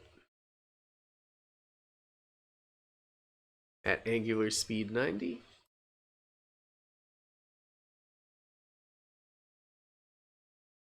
And now we can preview the game, have a look at how it works. So we got all sorts of different shapes falling. They don't really do anything, they just go from the top to the bottom of the screen. But they spawn at different positions with different sizes and different rotations, and they spin around.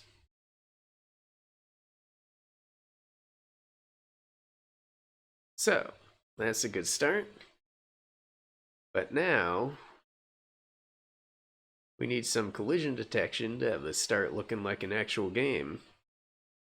The shapes are falling down, but they do not interact with the monster. We'd like to be able to control the monster and allow him to collect the falling shapes. That's what collision detection's for. So we will add a new comment, call it collision.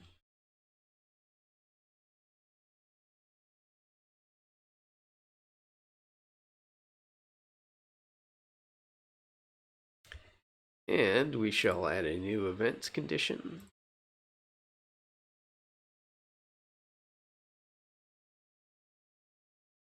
When shapes collide with the monster player,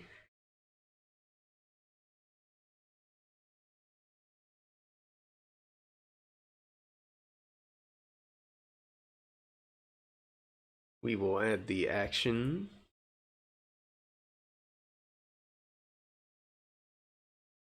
to delete the shape.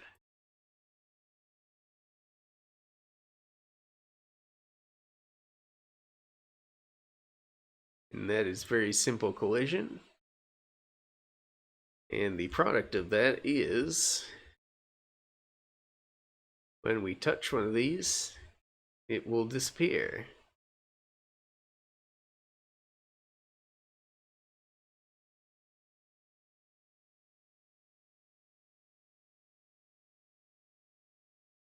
Okay, so Collision detection on its own was short and sweet, but when the monster and the shape collide, nothing happens besides the shape being destroyed. We can take advantage of that condition and add something extra. Sound. Select the monster, search for audio and other actions.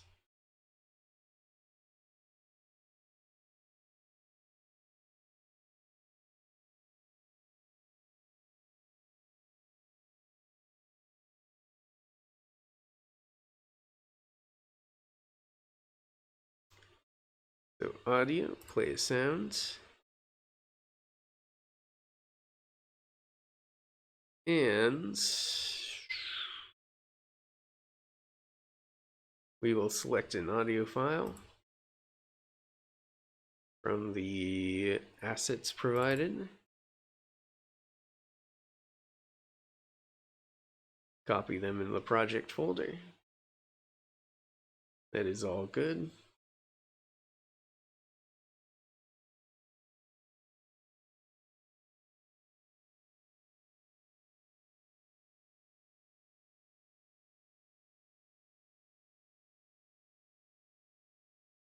Okay, so now when we have a collision, should make a little sound. Woohoo! Woohoo! Okay. So it does that. Now we can move on to tracking the score. Great to have sound already, but the more important part is actually counting the number of shapes that the monster was able to collect. We're going to take advantage of collision detection in a similar way. When the shape is collected, not only are we going to play the sound, but also increase the score. To start, let's add an action after the actions to delete the shape and play the sound that we've been adding in previous chapters. Choose add an action there. We will go to other actions and variables and select the value of a scene variable. Other actions, variables, value of a scene variable. And we will say score, add 1.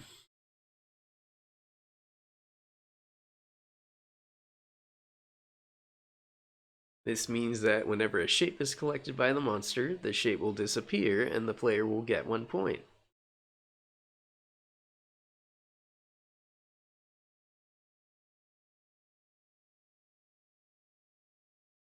We now have the ability to track the score, but the player can't see it. So we will need a text object.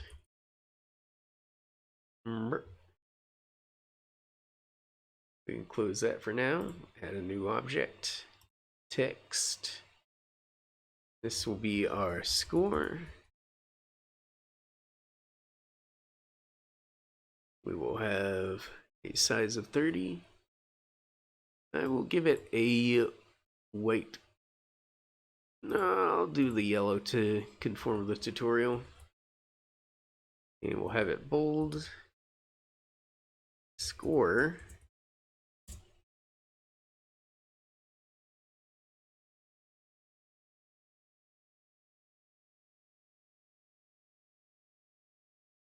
Okay.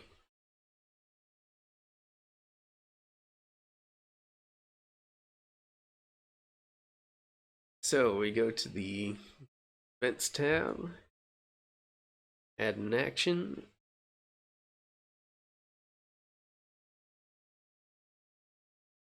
and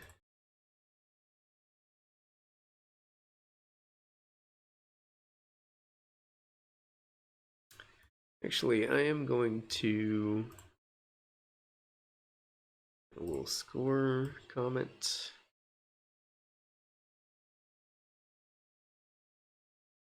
I don't think it has a condition, right? Yeah.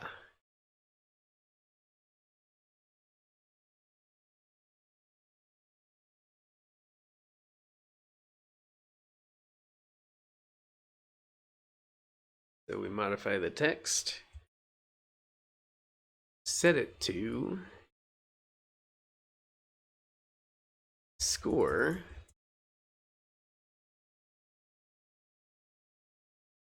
plus toString our score variable, just like we did in the last game. Okay. So we have it constantly setting the score.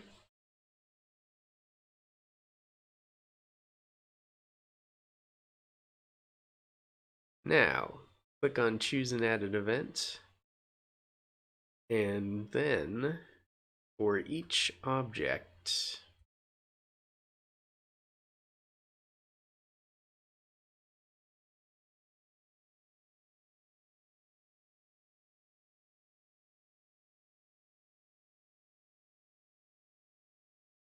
and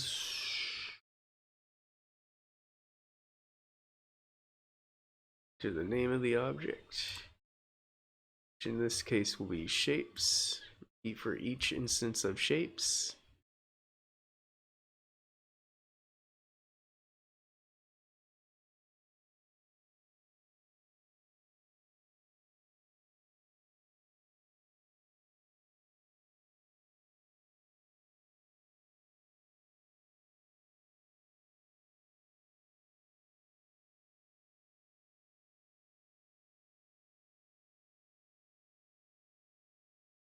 We move that in there.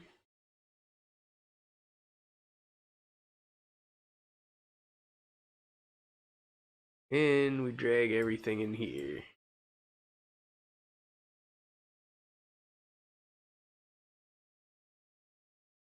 And we can reuse that for something else. Okay.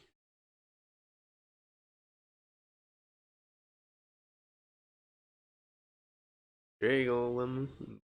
That.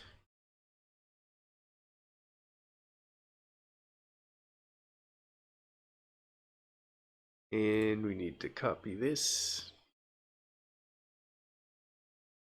And paste it here.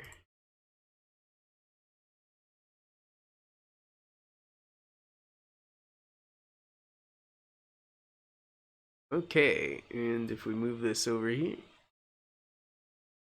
got our score.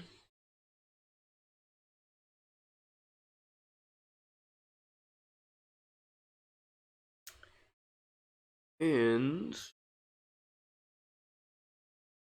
I don't think we need this, since it changes every time we get a score increment anyways. And we can test what we have so far, see if it works.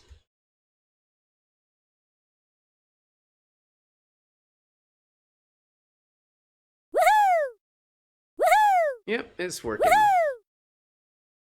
Okay. So next we will be adding bombs. Lamp oil, rope, bombs.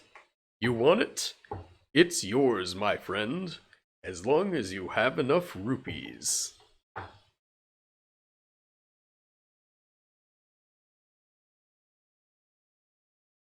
It's great to have the core mechanic of collecting the shapes in place, but it gets boring quite quickly and it's way too easy. What if we could increase the difficulty level by introducing objects that you shouldn't collect? Behold, bombs. We click to add a new object, and we add a sprite.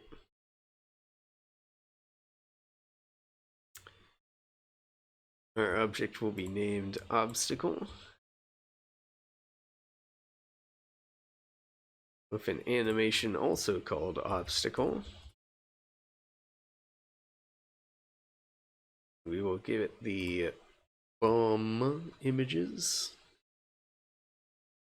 We'll run at 0.1 and loop.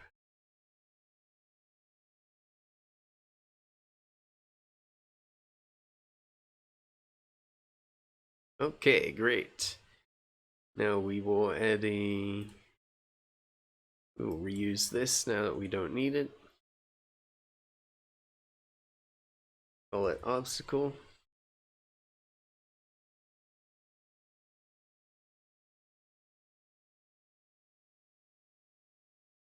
Within timers and time, select value of a scene timer.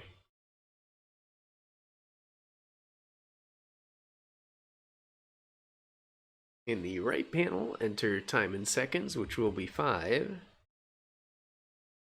and timer's name as obstacle creation.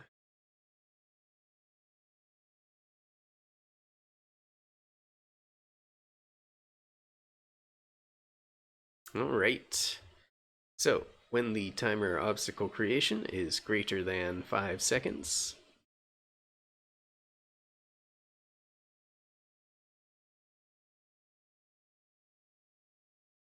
now for the action,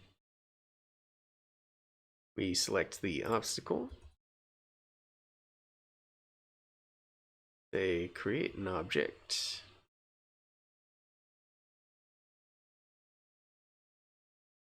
at X position, random in range,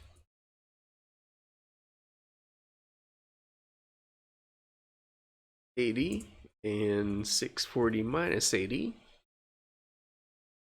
which will conform to the values of the screen.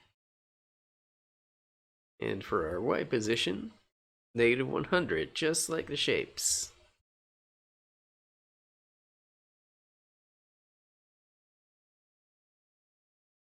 So we okay that.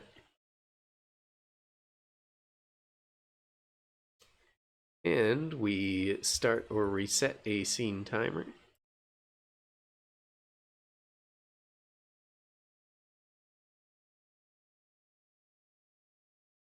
We want to restart obstacle creation.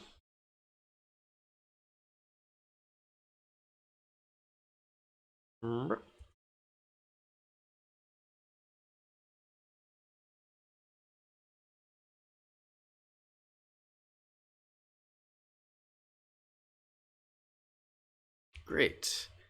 Now we want another comment down here. For moving the obstacle. There are probably going to be multiple on screen. Anyway.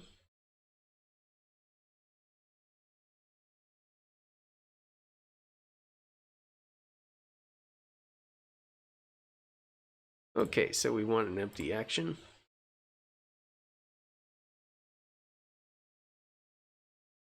We want to add a force here at an angle. Our angle is 90. And our speed should be 100. And we want that to be instant.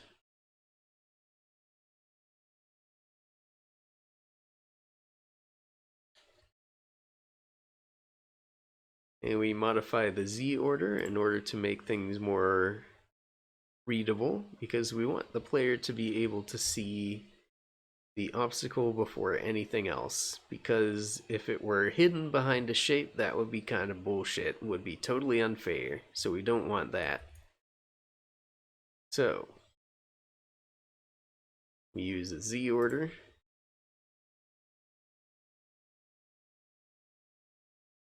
We set it equal to 4. That way, it will turn up on top of stuff.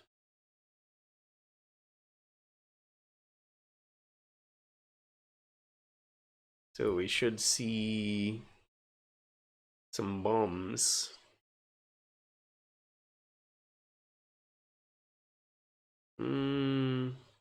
There it is.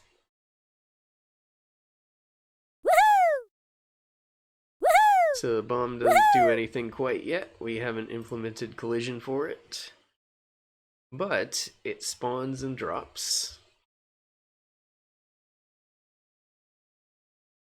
So, next we will add some lives. With extra lives, players will not be penalized immediately with the game over when they hit the bomb instead of the shape. This will remove one life out of the available ones, which we're going to set to free. This will also be a good opportunity to use extensions, so we don't need to create everything ourselves. So, fun fact, did you know that extensions are also made with events? You can inspect how they are done by clicking on one in the project manager and inspecting the behaviors that are composed of events to create the actions and conditions of the behavior. Interesting. So, click on the project manager icon located in the top left corner of the editor. Project manager. So, we want to search for new extensions.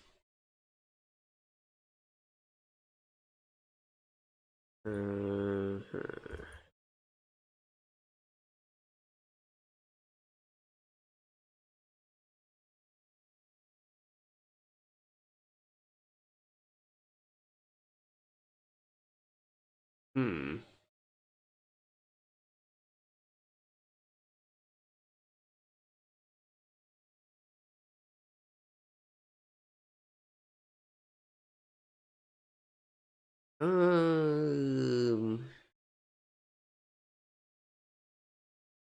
Here we go. Search for new extensions. So we want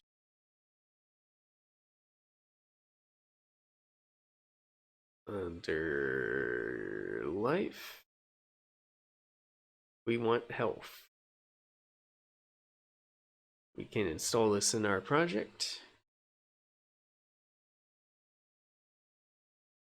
And that should allow us to use health points.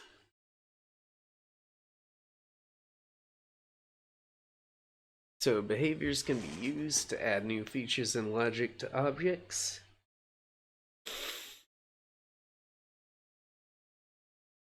They are useful for creating objects by assembling a few behaviors that can be manipulated with events. So we're also going to add Flash. So let's look for that.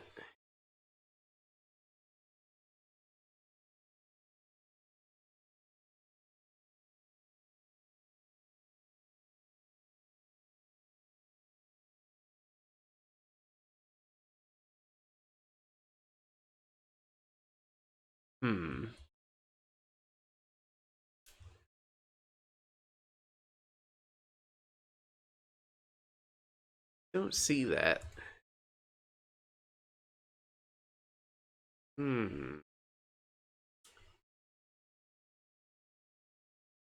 Interesting.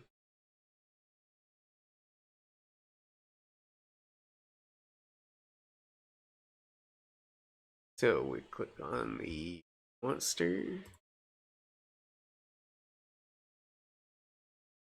go into behaviors.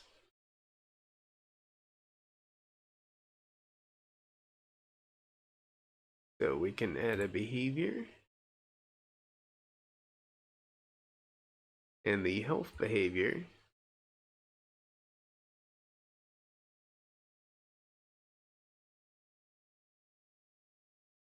We can say the damage cooldown.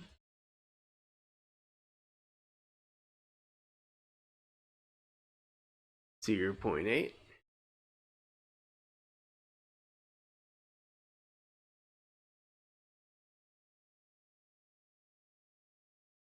Oh, 0,8. Okay. I can't do commas.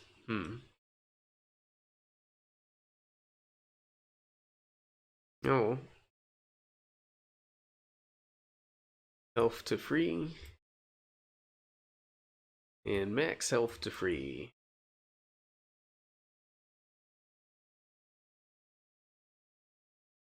So I'm wondering if Flash is already included.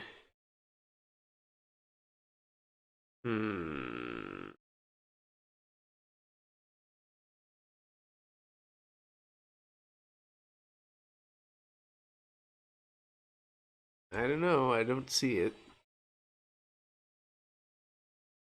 Here we go. Search isn't very useful. Oh well, we got it. So we got flash blink.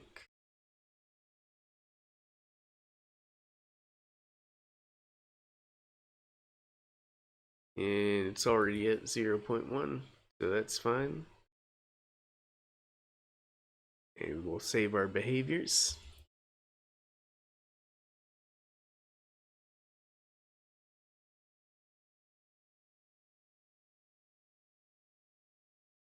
So on level 1 events, we want collisions.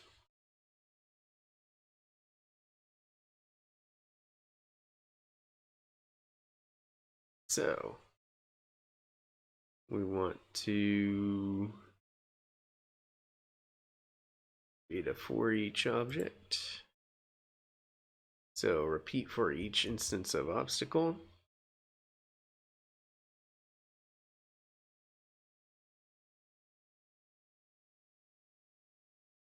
And we want to say an obstacle is colliding with monster.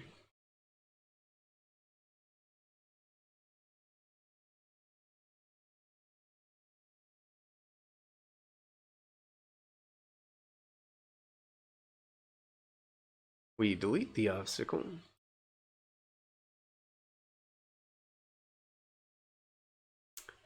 And then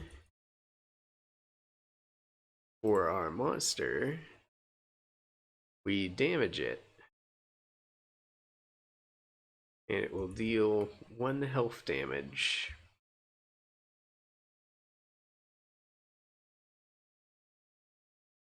Awesome. Okay. And from other actions here, we want to play a sound.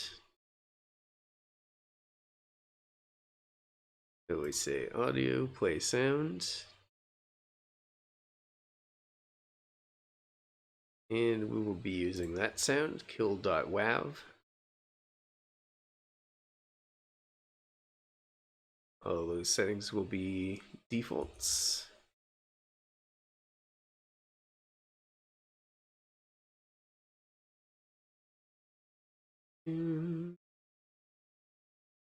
While the events work, they are only changing the life of the monster in memory. Let's display a life counter on the screen. Click the level 1 tab and add a new object.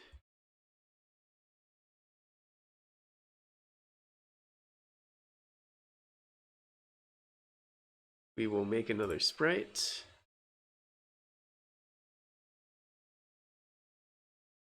We will call it life.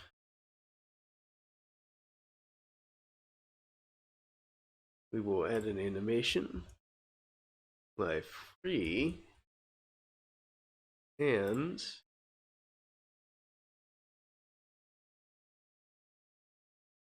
add our graphic with free lives there. And we have to add separate animations for each state. When we have 2 lives and we have 1 life.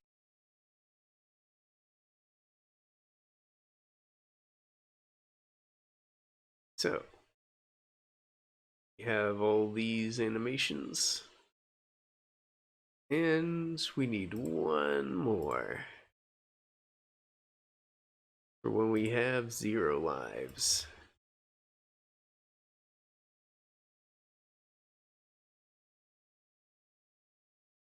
So we apply that and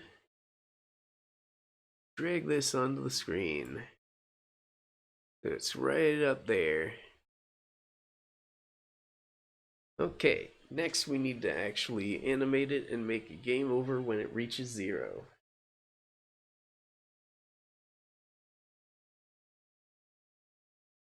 Alright. With the monster having lives, collision detection, and bombs falling down along with the shapes, we're at a point where the player can lose all of their lives. What should come then? Game over. So we will add a new object, once again a sprite, and it will be game over.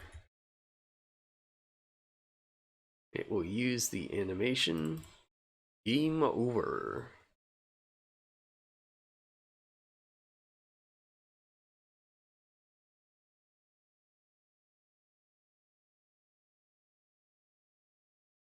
So we can drag it onto the scene like that.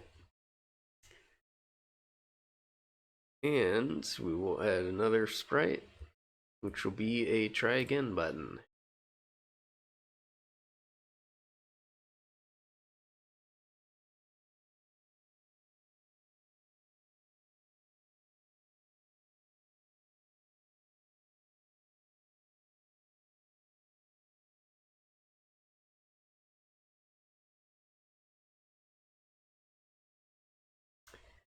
And we will need to have a hover state.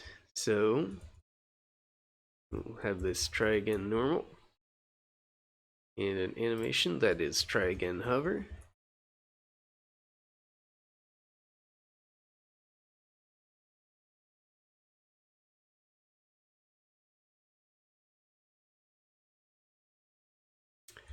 And we will also need a press state. So we will have one called try again pressed.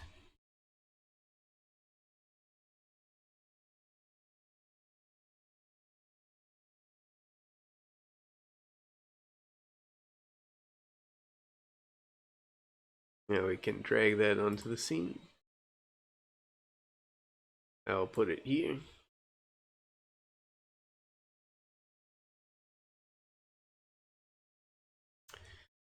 And we will also have a button main menu.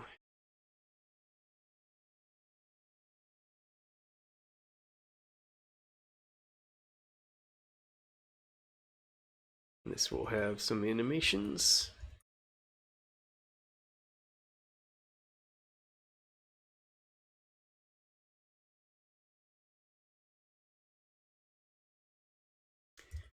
Do the same thing that we did last time. Add hover and press states.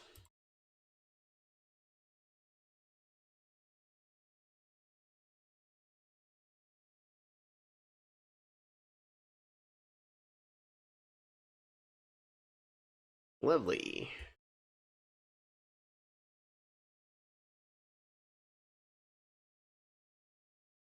So we apply that and drag our main menu here as well.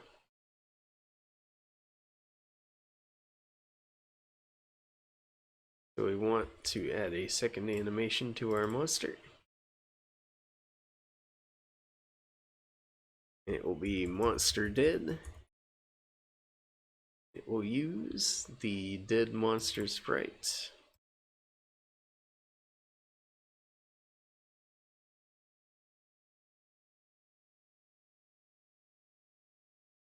Okay, now we want to go in here and create a comment that says health.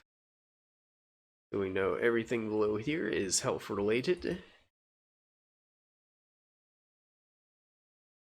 And we want a condition that says if the monster has just been damaged,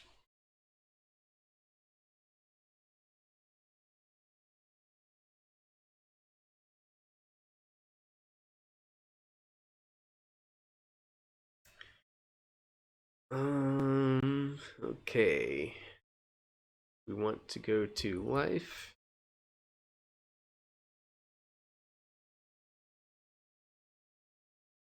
And change the animation by name.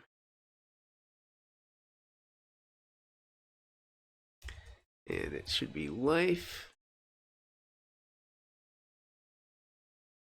plus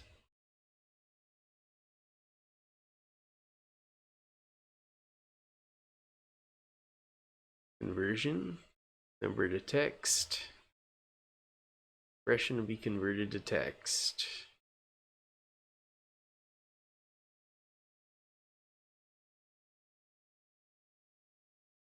Into free.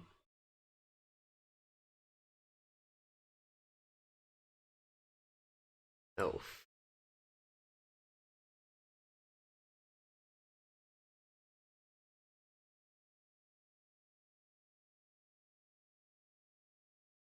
So we want the health of the monster object.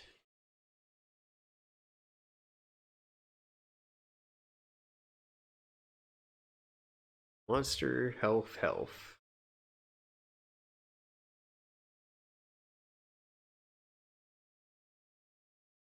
So this is the object.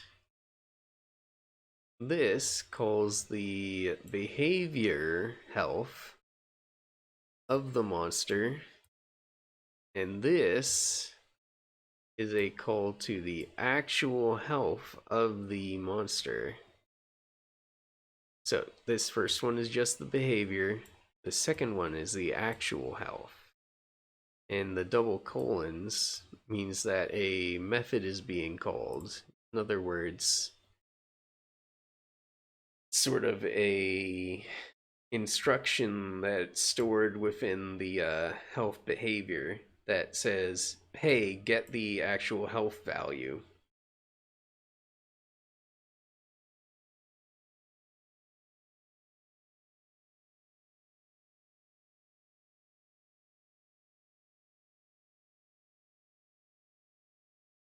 So we don't need large number to string. It's not going to be a large number.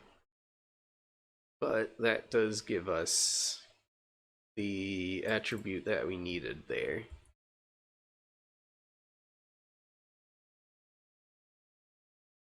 And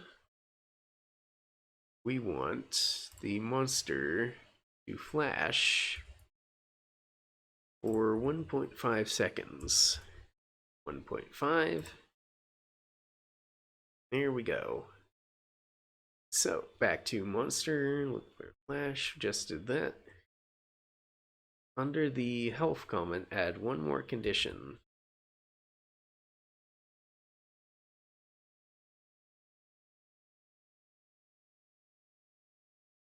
Use monster is dead.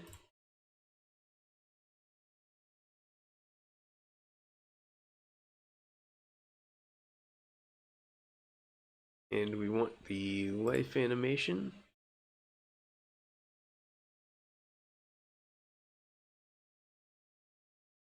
Have a specific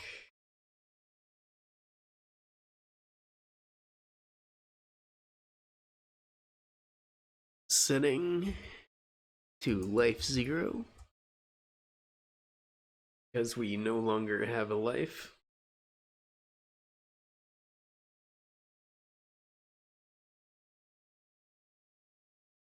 Now when the monster dies, it'll show there are no more hearts left. The hearts are gone.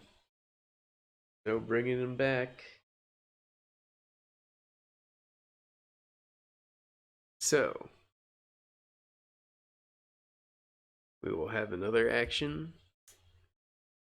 for the monster. We want the animation to be Monster Dan. Because we've got a dead monster on our hands. Not very pretty.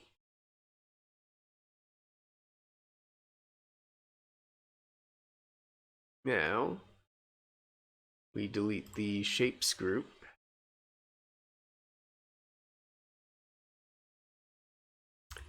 And the obstacle group. The obstacle object group.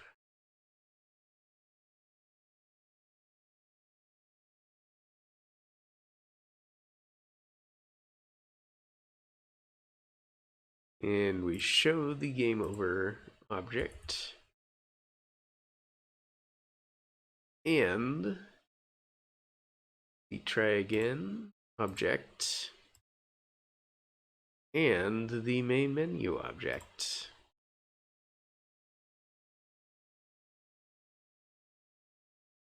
But we need to hide them at the beginning of the game. So we'll create a new game over comment. Under this, there will be logic for game over.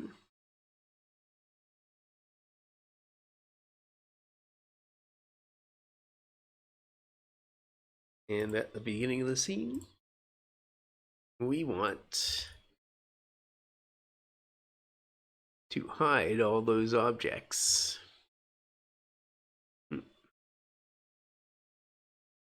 We want to hide game over. We want to hide try again. And we want to hide main menu.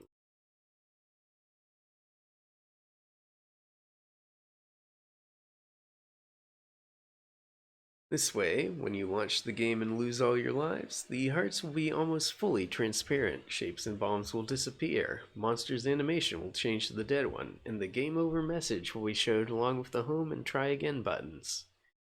The gameplay itself is finished, but we'd like to add more of the game. It would be nice to introduce more scenes in the game by having a main menu at the beginning, and allow the player to start the gameplay on their own. Okay, we're heading into the home stretch here.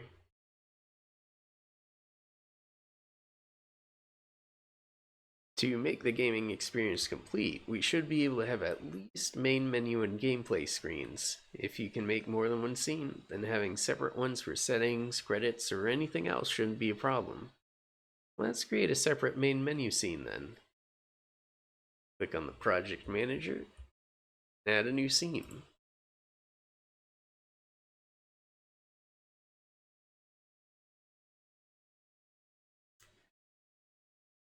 We will rename it to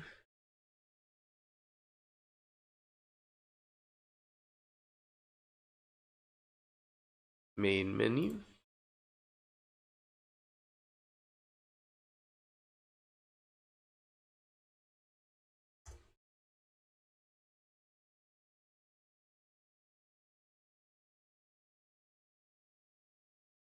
And we right click on the scene, select scene properties.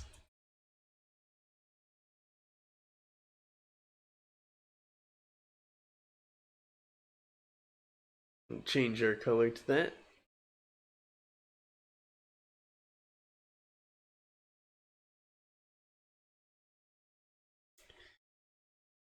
We will add a sprite.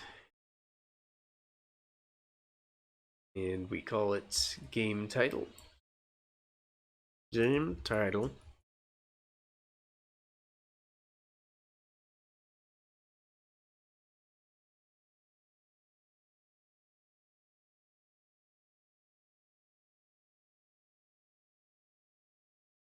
And we give it the title graphic.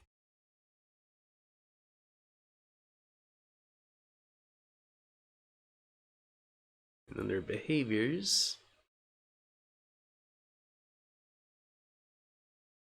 hey, what did that do? Dang.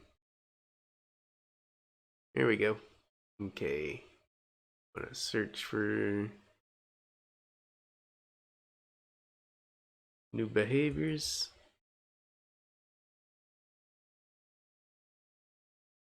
Under movement,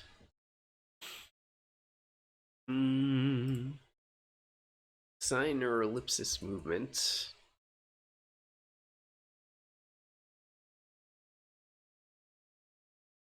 We'll install that.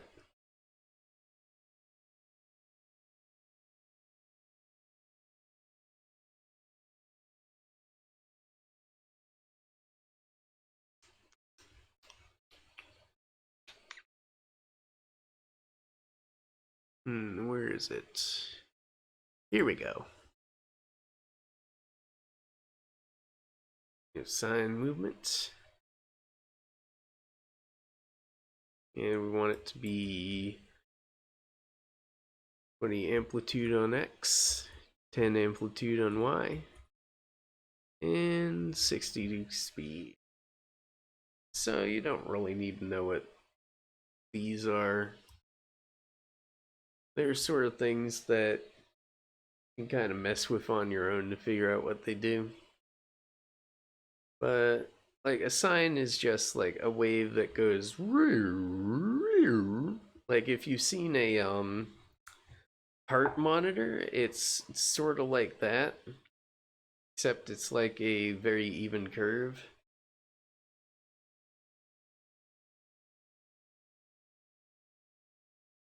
So we've added that.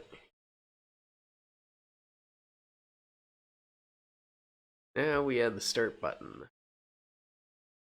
New object, Sprite. Button start.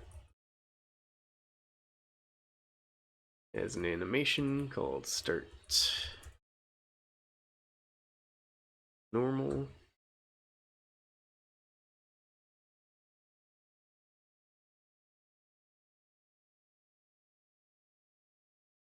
There's going to be hover and press states. So start hover. Give it a hover graphic and start pressed. Give it the pressed graphic.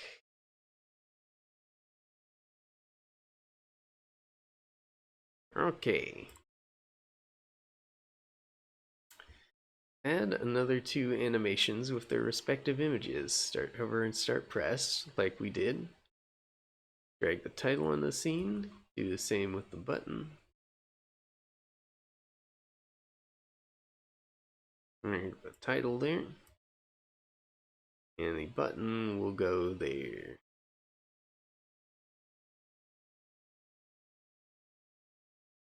Go to main menu events and click on new event.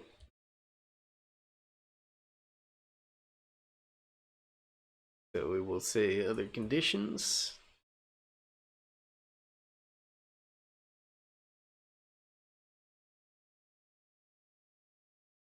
Cursor touches on an object.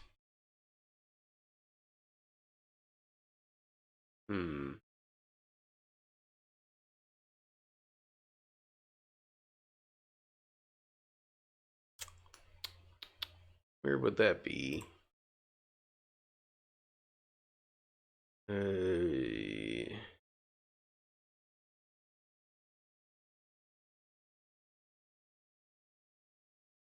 Not there.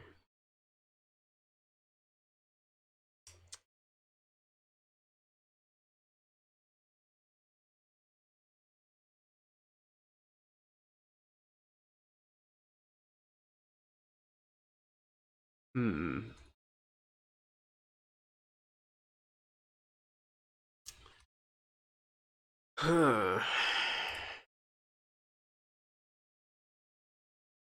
Maybe here? No. I don't think this has the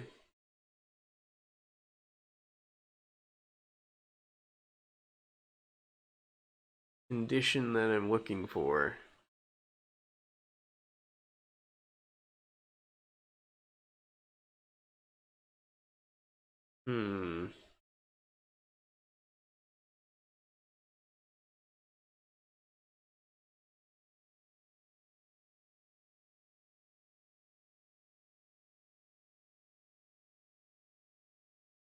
Yeah, look, it doesn't have the condition here. What's up with that?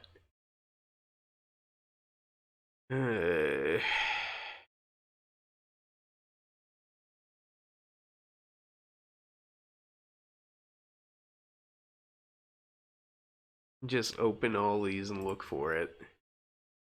This is annoying when it's like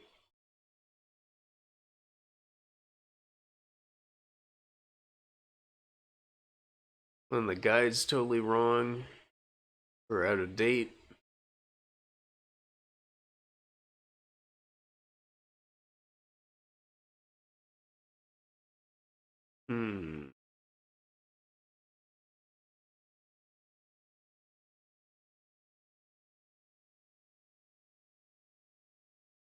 Yeah, I'm not seeing it anywhere. It just does not exist anymore. That is annoying.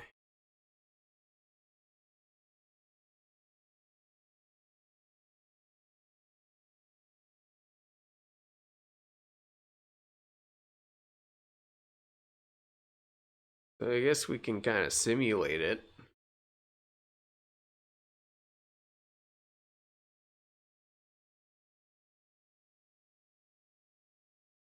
Real hassle though. It's a lot harder to do this.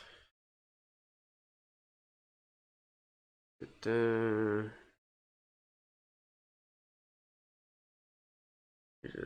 than.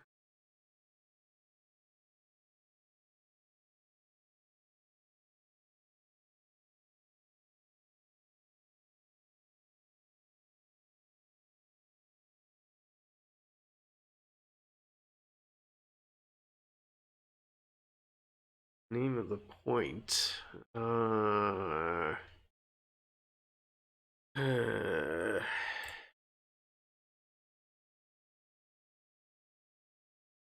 Theme. Button start, okay. Start. X.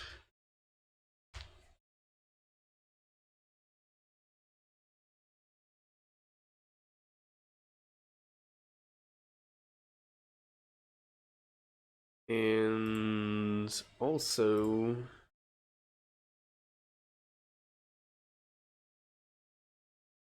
the position should be less than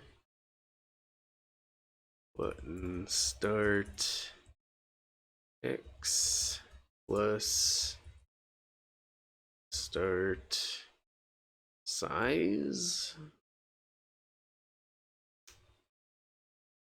Sprite, maybe? Then no. Well, if I don't know the width of the sprite, I can't do it this way. So I'm going to look at it, get the direct value. X228, okay. How big is this? Is there any way for me to check? No.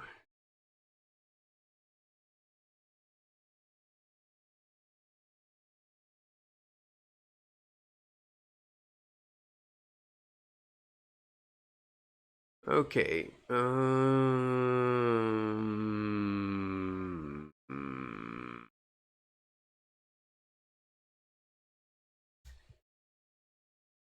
Hmm.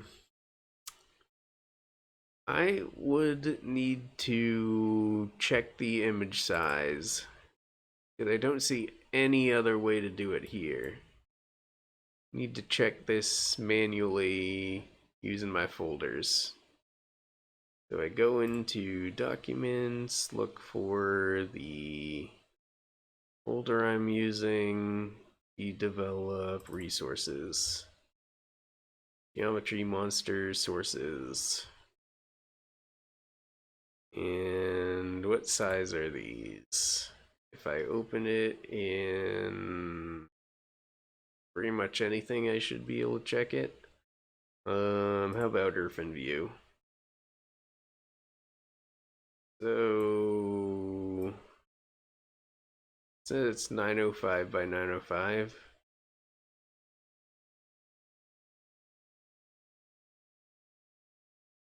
Oh, here we go. 180 by 180. So that took a very roundabout process. But we now know this is 180 by 180. Probably all the buttons are if we need to deal with them in the future. So now we can say cursor X position must be less than the button start X plus, what was it? Double check again. 180. Okay.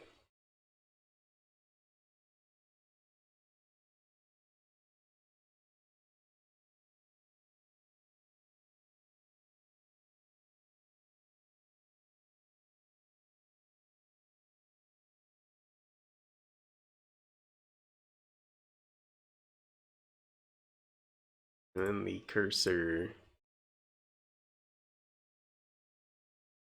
Y position has to be greater than the button's Y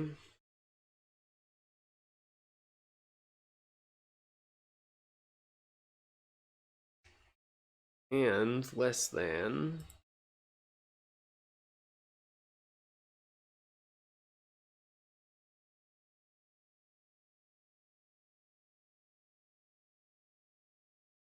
the button's Y plus 180. Okay, so I think this is the right bounding.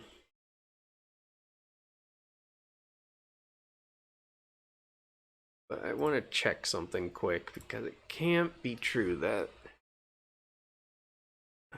they completely got rid of this condition because, yeah, hold on, here we go. I just did all that for nothing because they just moved where the damn thing is. Okay. Let's delete all this stuff. So it's not in other conditions anymore, it's in the object itself.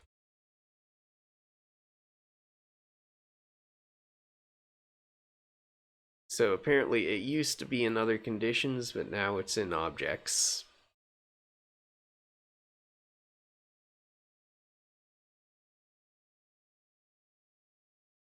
The cursor touch. And did we invert it like it said?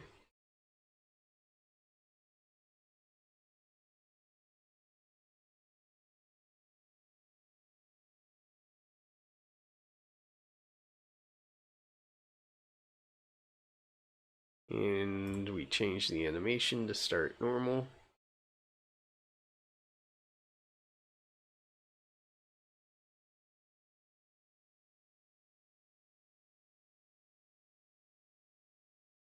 Okay.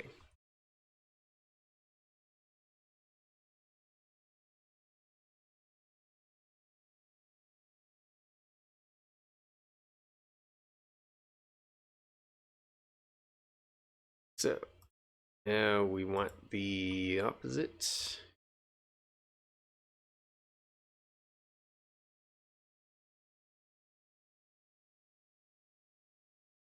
Where are you? Here we go. So when it is on it, I want to set the animation to hover.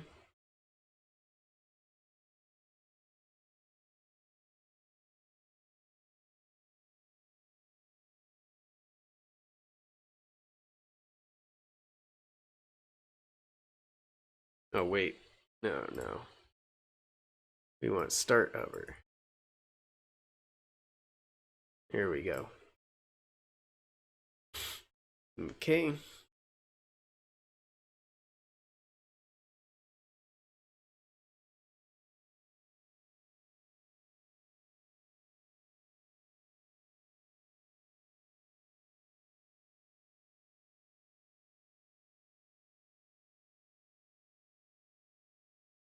Hmm.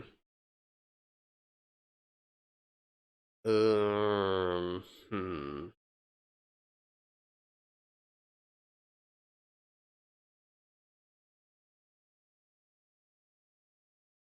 So we want one that's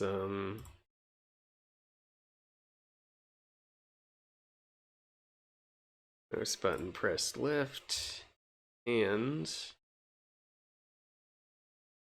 copy that. Then we set the animation to start rest.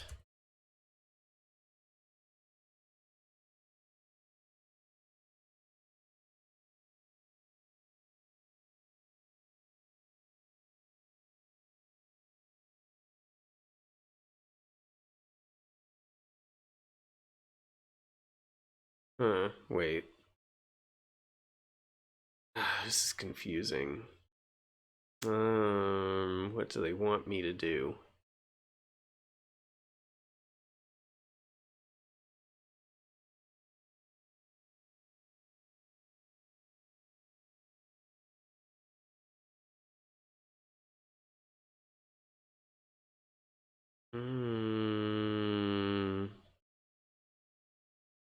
I think they actually want me to do this.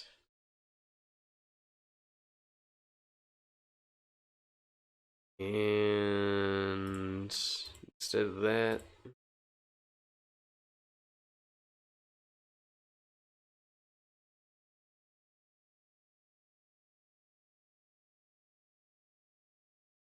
this is on release, I guess.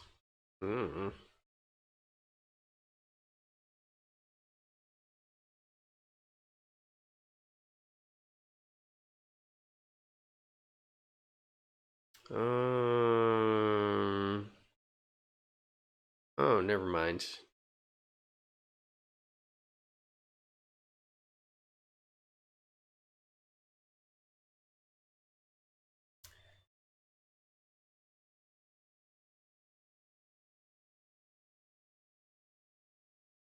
Okay, I think I get it. They want me to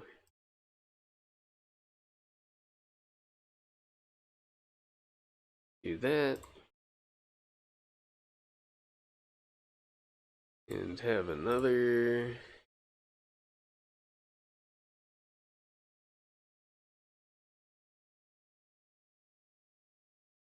No, that can't be it. Let's just have it like that. It doesn't matter.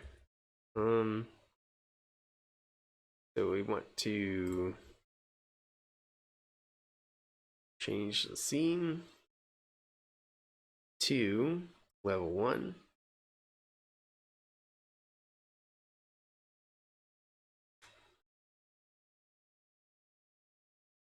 And let's test this.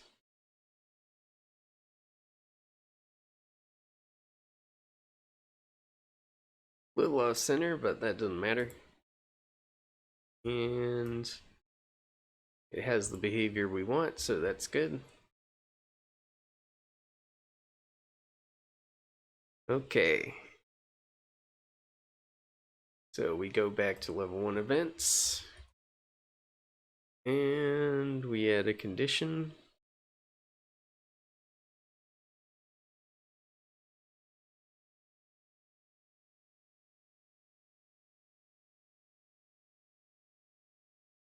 So, one button, try again.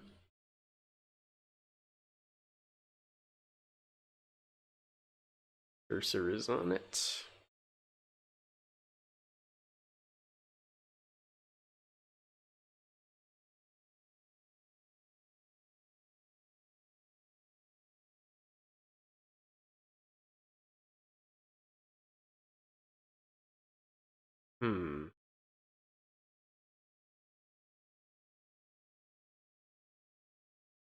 Oh, invert condition.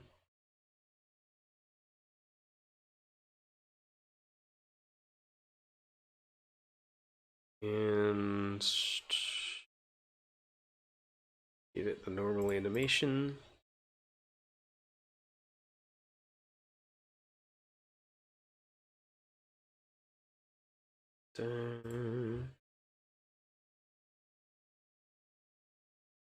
Try again, normal.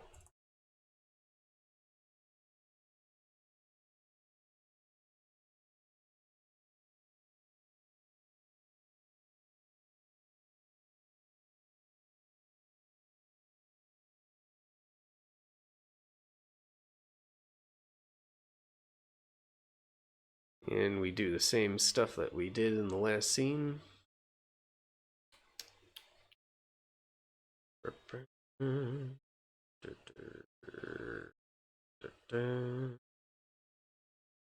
Where are you? Here we go. That will be hover.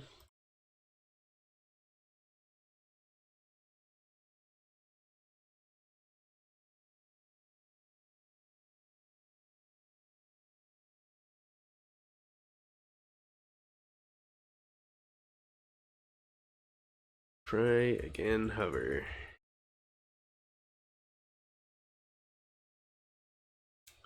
And then when the cursor is on it,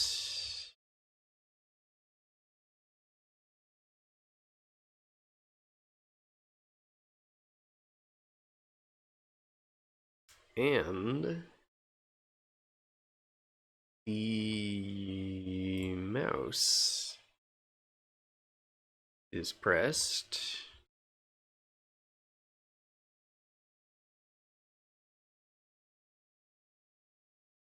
then it is pressed,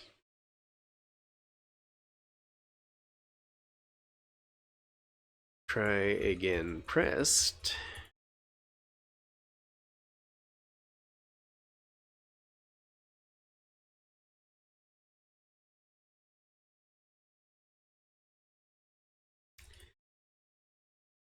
and we change the scene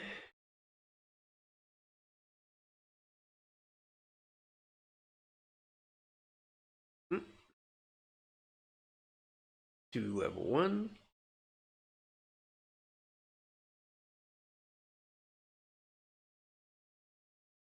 So the game will restart.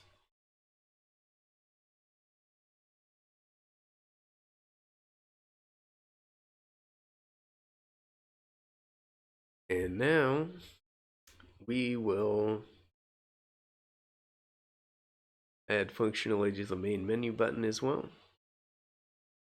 So let's copy that.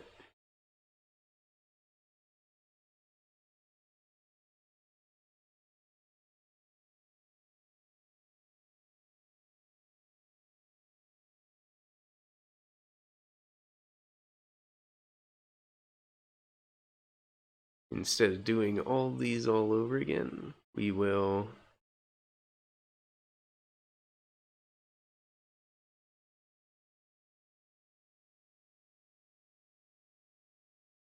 use copying to get through this faster.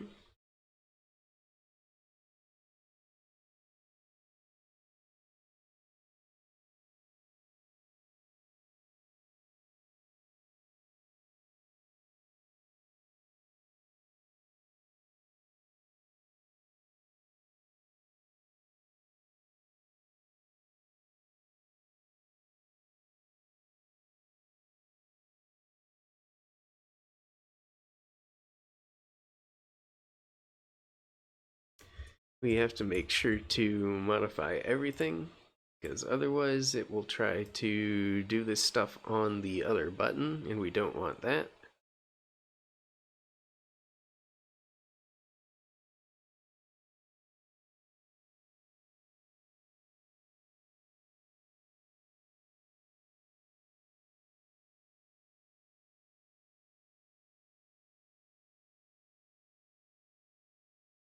We'll paste these conditions.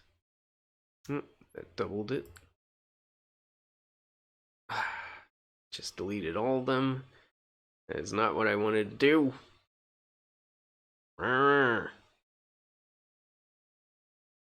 Okay.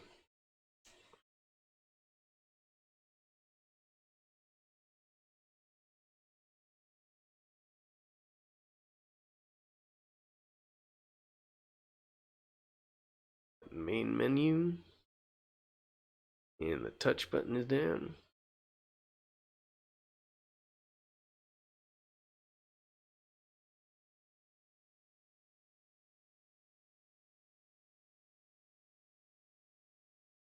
Watch button main menu.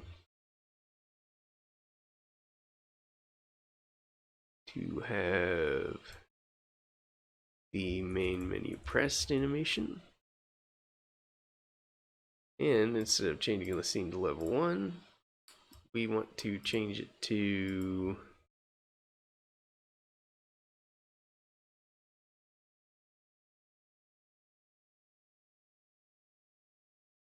main menu. That's right. I want to change it to main menu. Okay. So, I believe that at this point, everything should work okay. Didn't show the main menu very long.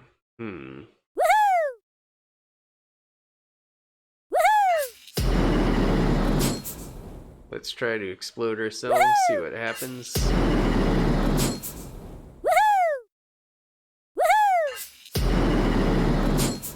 So that works. We can keep moving ourselves when we're dead. That's funny. So if we go home, yeah, there we go. That's when the title shows up.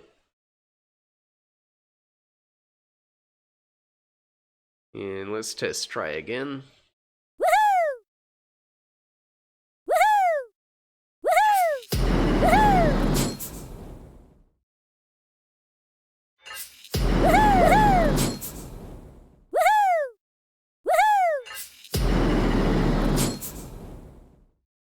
Yep, that restarts the game properly. Okay, so we know all that is working. And yeah, let's learn how to juice it up. So, in this last piece, we're introducing little bits that can help make the game really stand out. Progressively increasing difficulty level and spawning particle effects when monster is collecting the shapes. We'll start with the first one. Add a comment, progressively increase game speed. I'm just gonna say increase game speed.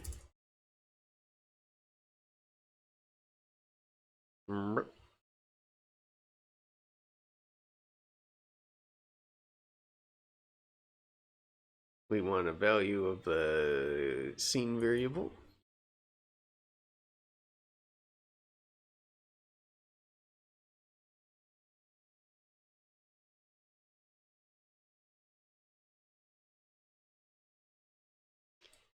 And we'll call it game speed.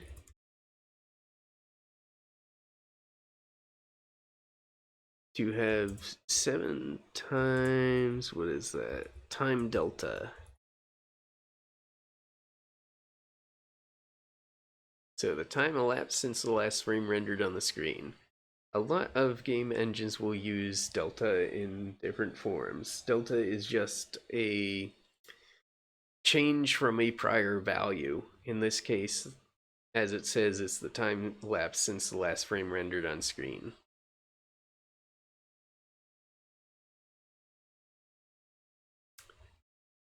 Game engines and frameworks use delta in order to make sure that regardless of however many FPS the user's computer is capable of rendering at, the game logic will continue to process correctly even if the computer's PC is being sluggish or running things way too fast.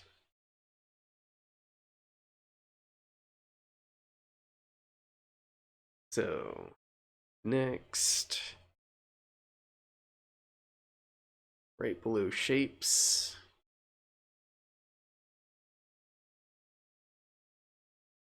and before collision, we want to add a comment.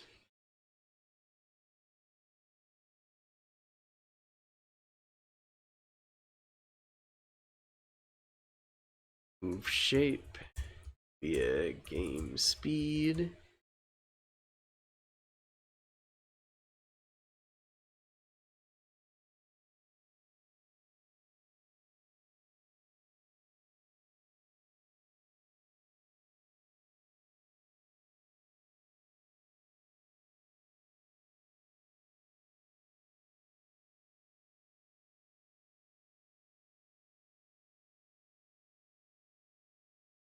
Actually, yes, we just edit that.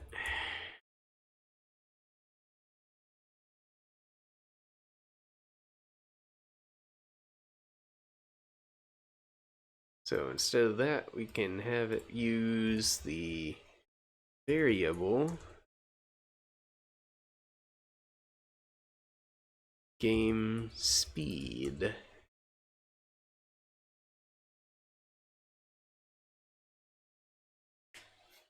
So it will use the speed setting that we're using.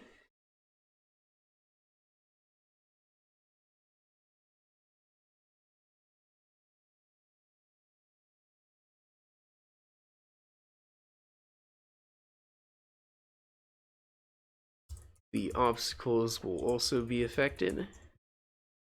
So we want to do the same thing here.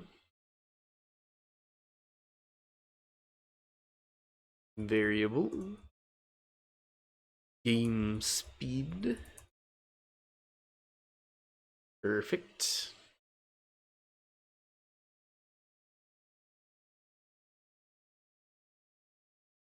Oh, we want the bombs a little faster. So we want to modify them with 1.5 times variable game speed.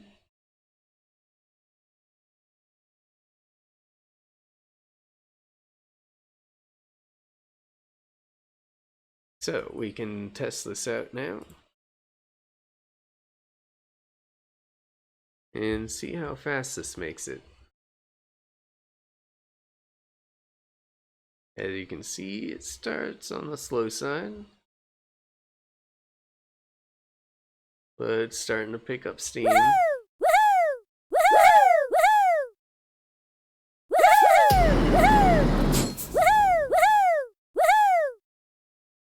Starting to get a little faster. And eventually, things will get fast enough that it might actually be a little hard. But anyways, that's working properly.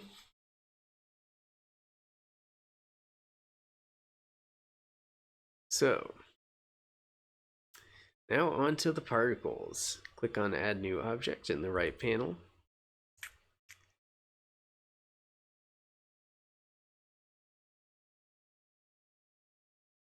And select Particles Emitter.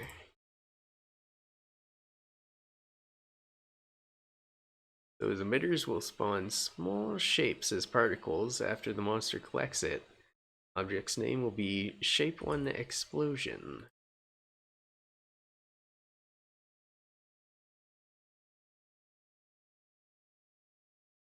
Particles linked, textured.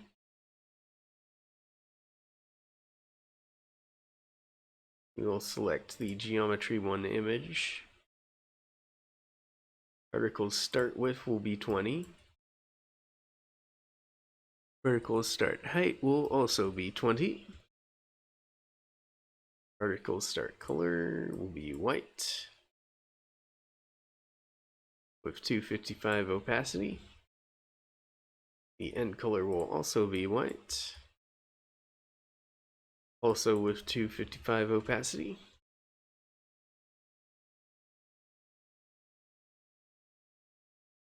Okay, and there's other settings down here. I assume those can be left as default if the tutorial isn't going over them.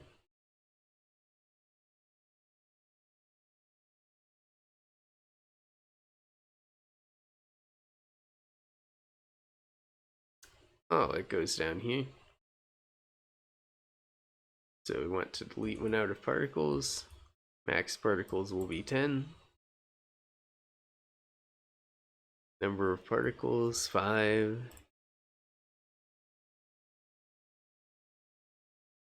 Flow should be 45. Emitter force should be 45. Max should be 85. Spray cone angle will be 360. The radius will be 10.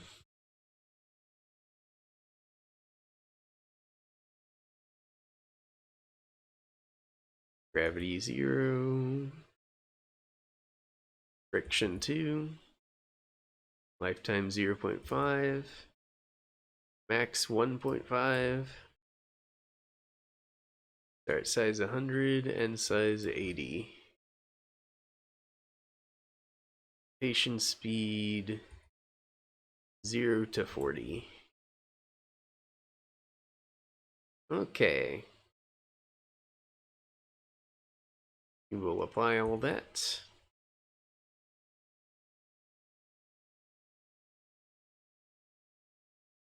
So, I can just duplicate them. I can say shape 2 explosion. That way, all I need to edit here is the image.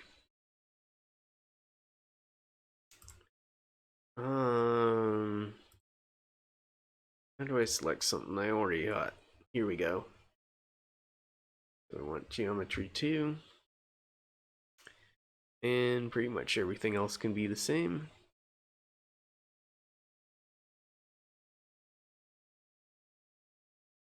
Now I duplicate that for shape free explosion.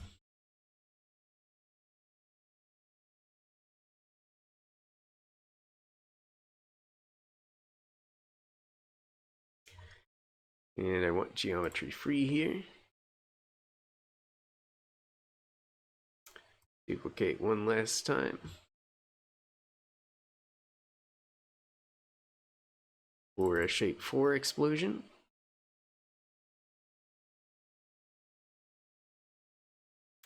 That uses the 4th geometry image. Okay. Now we got them all. So,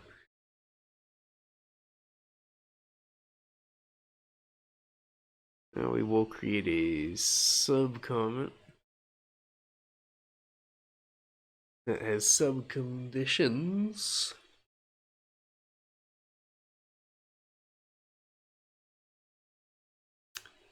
Under the collision event here. Ah, I see. Okay.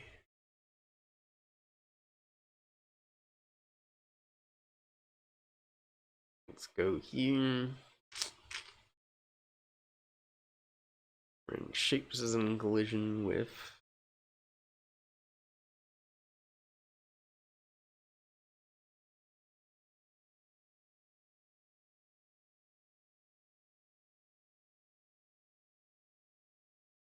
So we'll create a comment there for the particles. And we'll have a sub event there.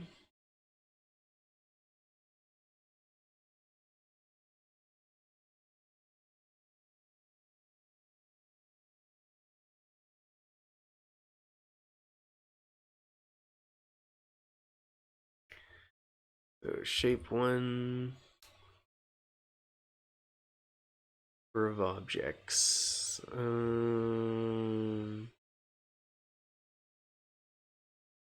Where is that?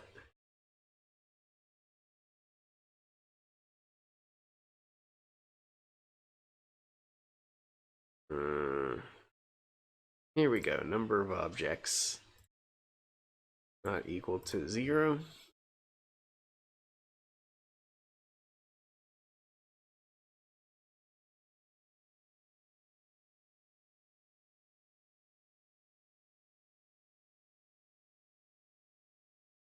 So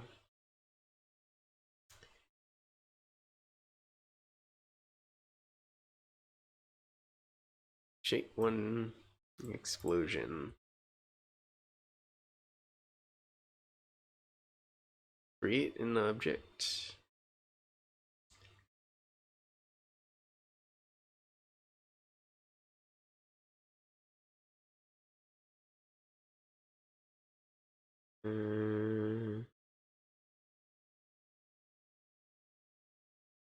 Shape 1 point X centered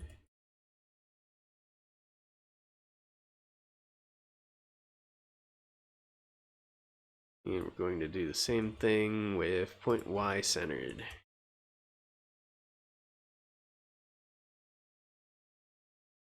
Okay.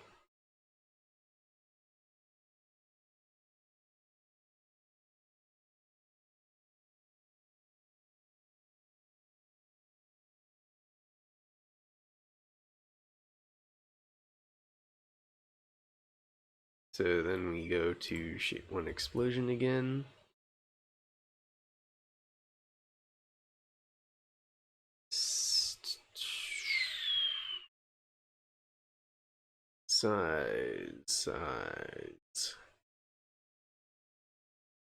Size parameter 1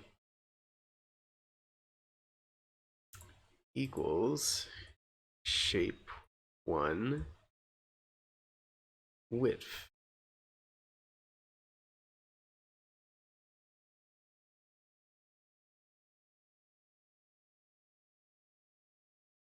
Okay. Repeat that for the other 3 shapes. Okay. So we can use our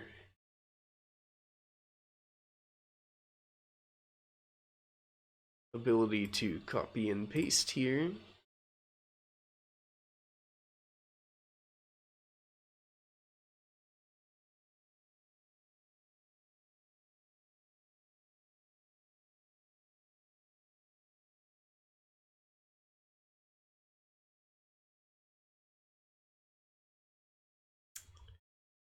And here as well.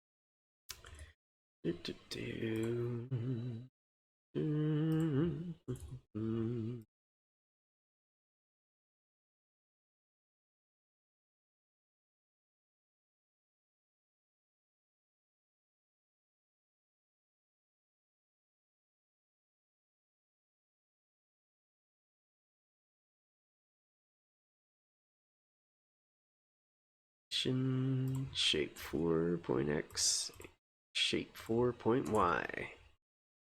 Okay. So, let me have a quick look at this, make sure everything's right. Shape 2, 3, shape 4. Okay, awesome. So, we've done all that. Now we're going to add the sub-comments for the section about deleting the shape when it's being eaten. And we're going to move the part responsible for increasing the score. How are we going to do that?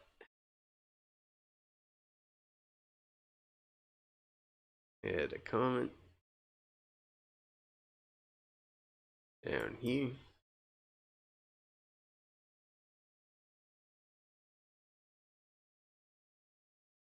Eaten shape, update score.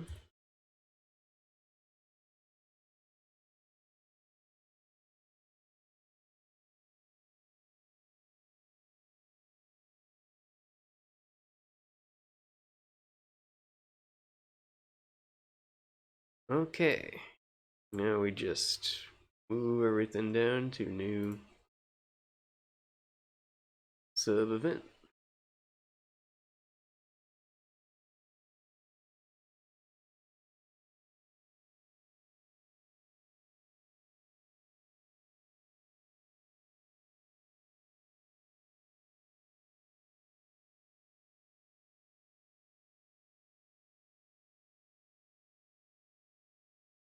Okay. That's it. All 13 steps are now completed, and you've built Geometry Monster Game from scratch. So, let's test out our product.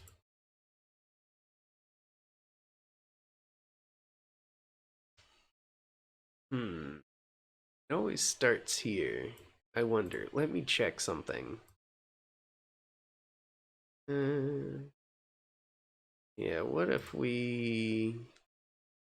No, I want to move that. Here we go, move up. Okay, what about now? There we go. Now we got the title screen at the beginning. We'll offset, but that's okay. Now as we start the game, it's very easy. We can grab these little shapes. Get bombs.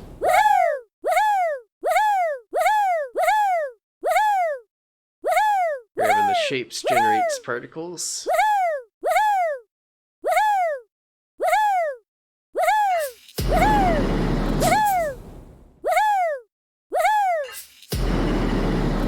And hit too many bombs will give you a game over. Okay.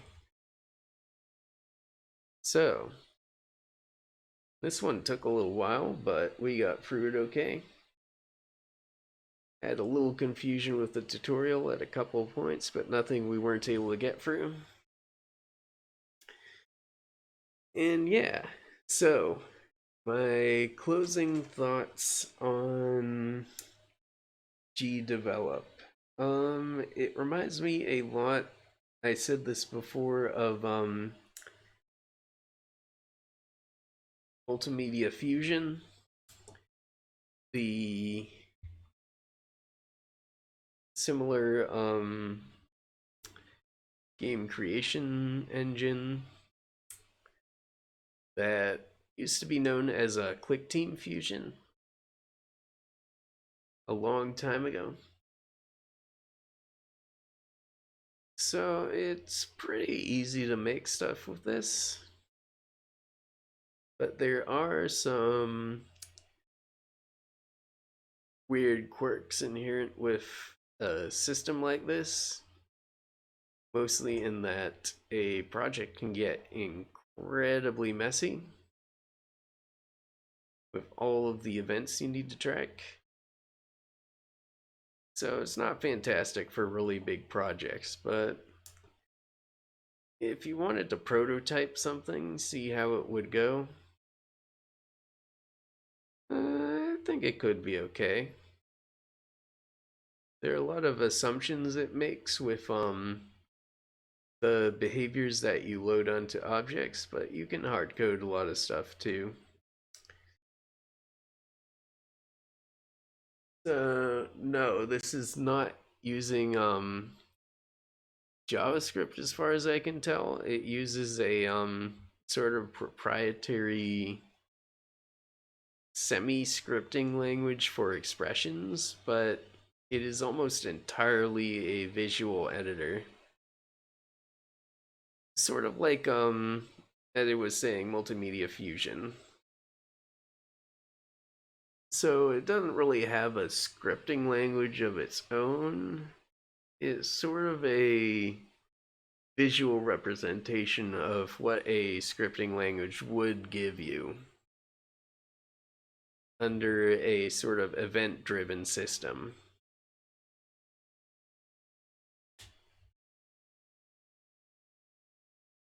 So,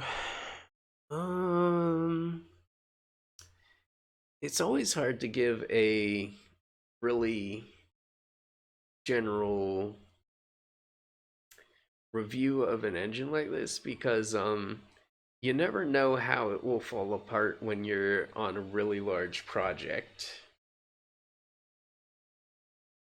I'm not sure. We can look it up right here. This is the documentation.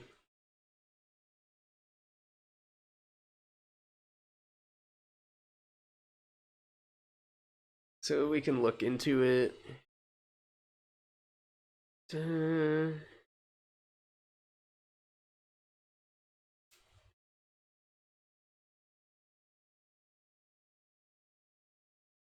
We can always rely on Google. What is GDevelop using under the hood? Let's use our Google foo here.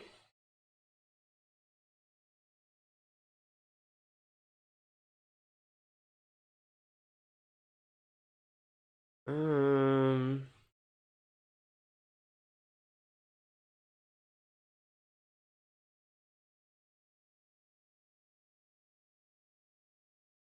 Limitations of GDevelop might have an answer. Don't have many options.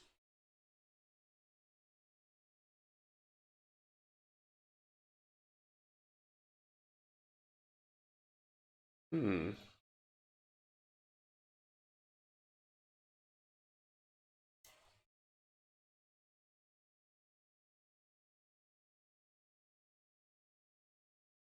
Ah, okay, here we go. This is the answer. It's using HTML5. So the HTML5 canvas, I believe.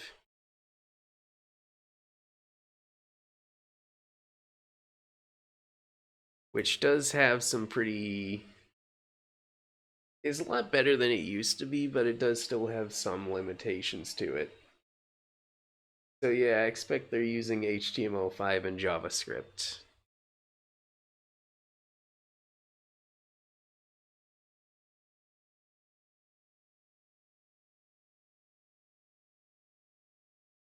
So it's probably a somewhat of a hot take, but I really don't like these web-based engines. Maybe it's just because I'm an old person, but I really do prefer like desktop style stuff like with C family languages.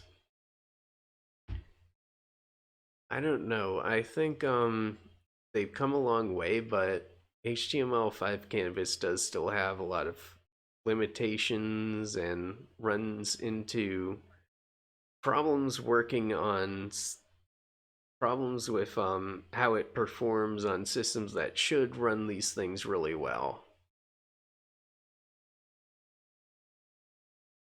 So that's sort of my personal opinion. I don't really like stuff like that.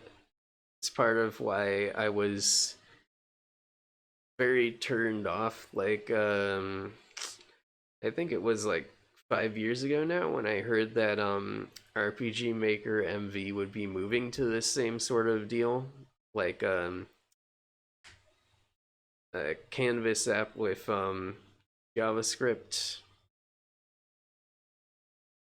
I don't really like the trend that's going on of turning literally everything into a web application. I think it's really wrong-headed and puts a lot of bloat on systems, makes things kind of nasty. But it's not like it doesn't come without some benefits. Like, a lot of developers know JavaScript. It's what people use for web stuff. Fairly easy to learn. But one of the trade-offs is it's also easy to make a completely incomprehensible mess of code with JavaScript if you're not careful. But this abstracts away a lot of that and does a lot of the work for you, so probably doesn't make as much of a mess as people would do themselves. So, would I recommend using this? I would say if you want to... Oh yeah, cross-platform compatibility is the big reason people are doing this. It is extremely easy to get something running on HTML5 and JavaScript and just port it to everything under the sun. Mobile systems, handhelds, consoles, you name it, it will run HTML5 and JavaScript.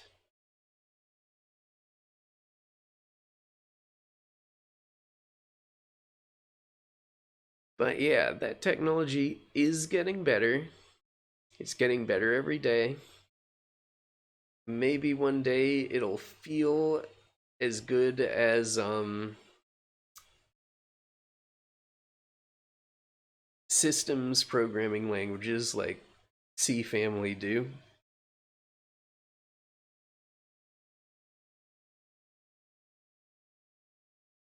But I don't know if I would use this for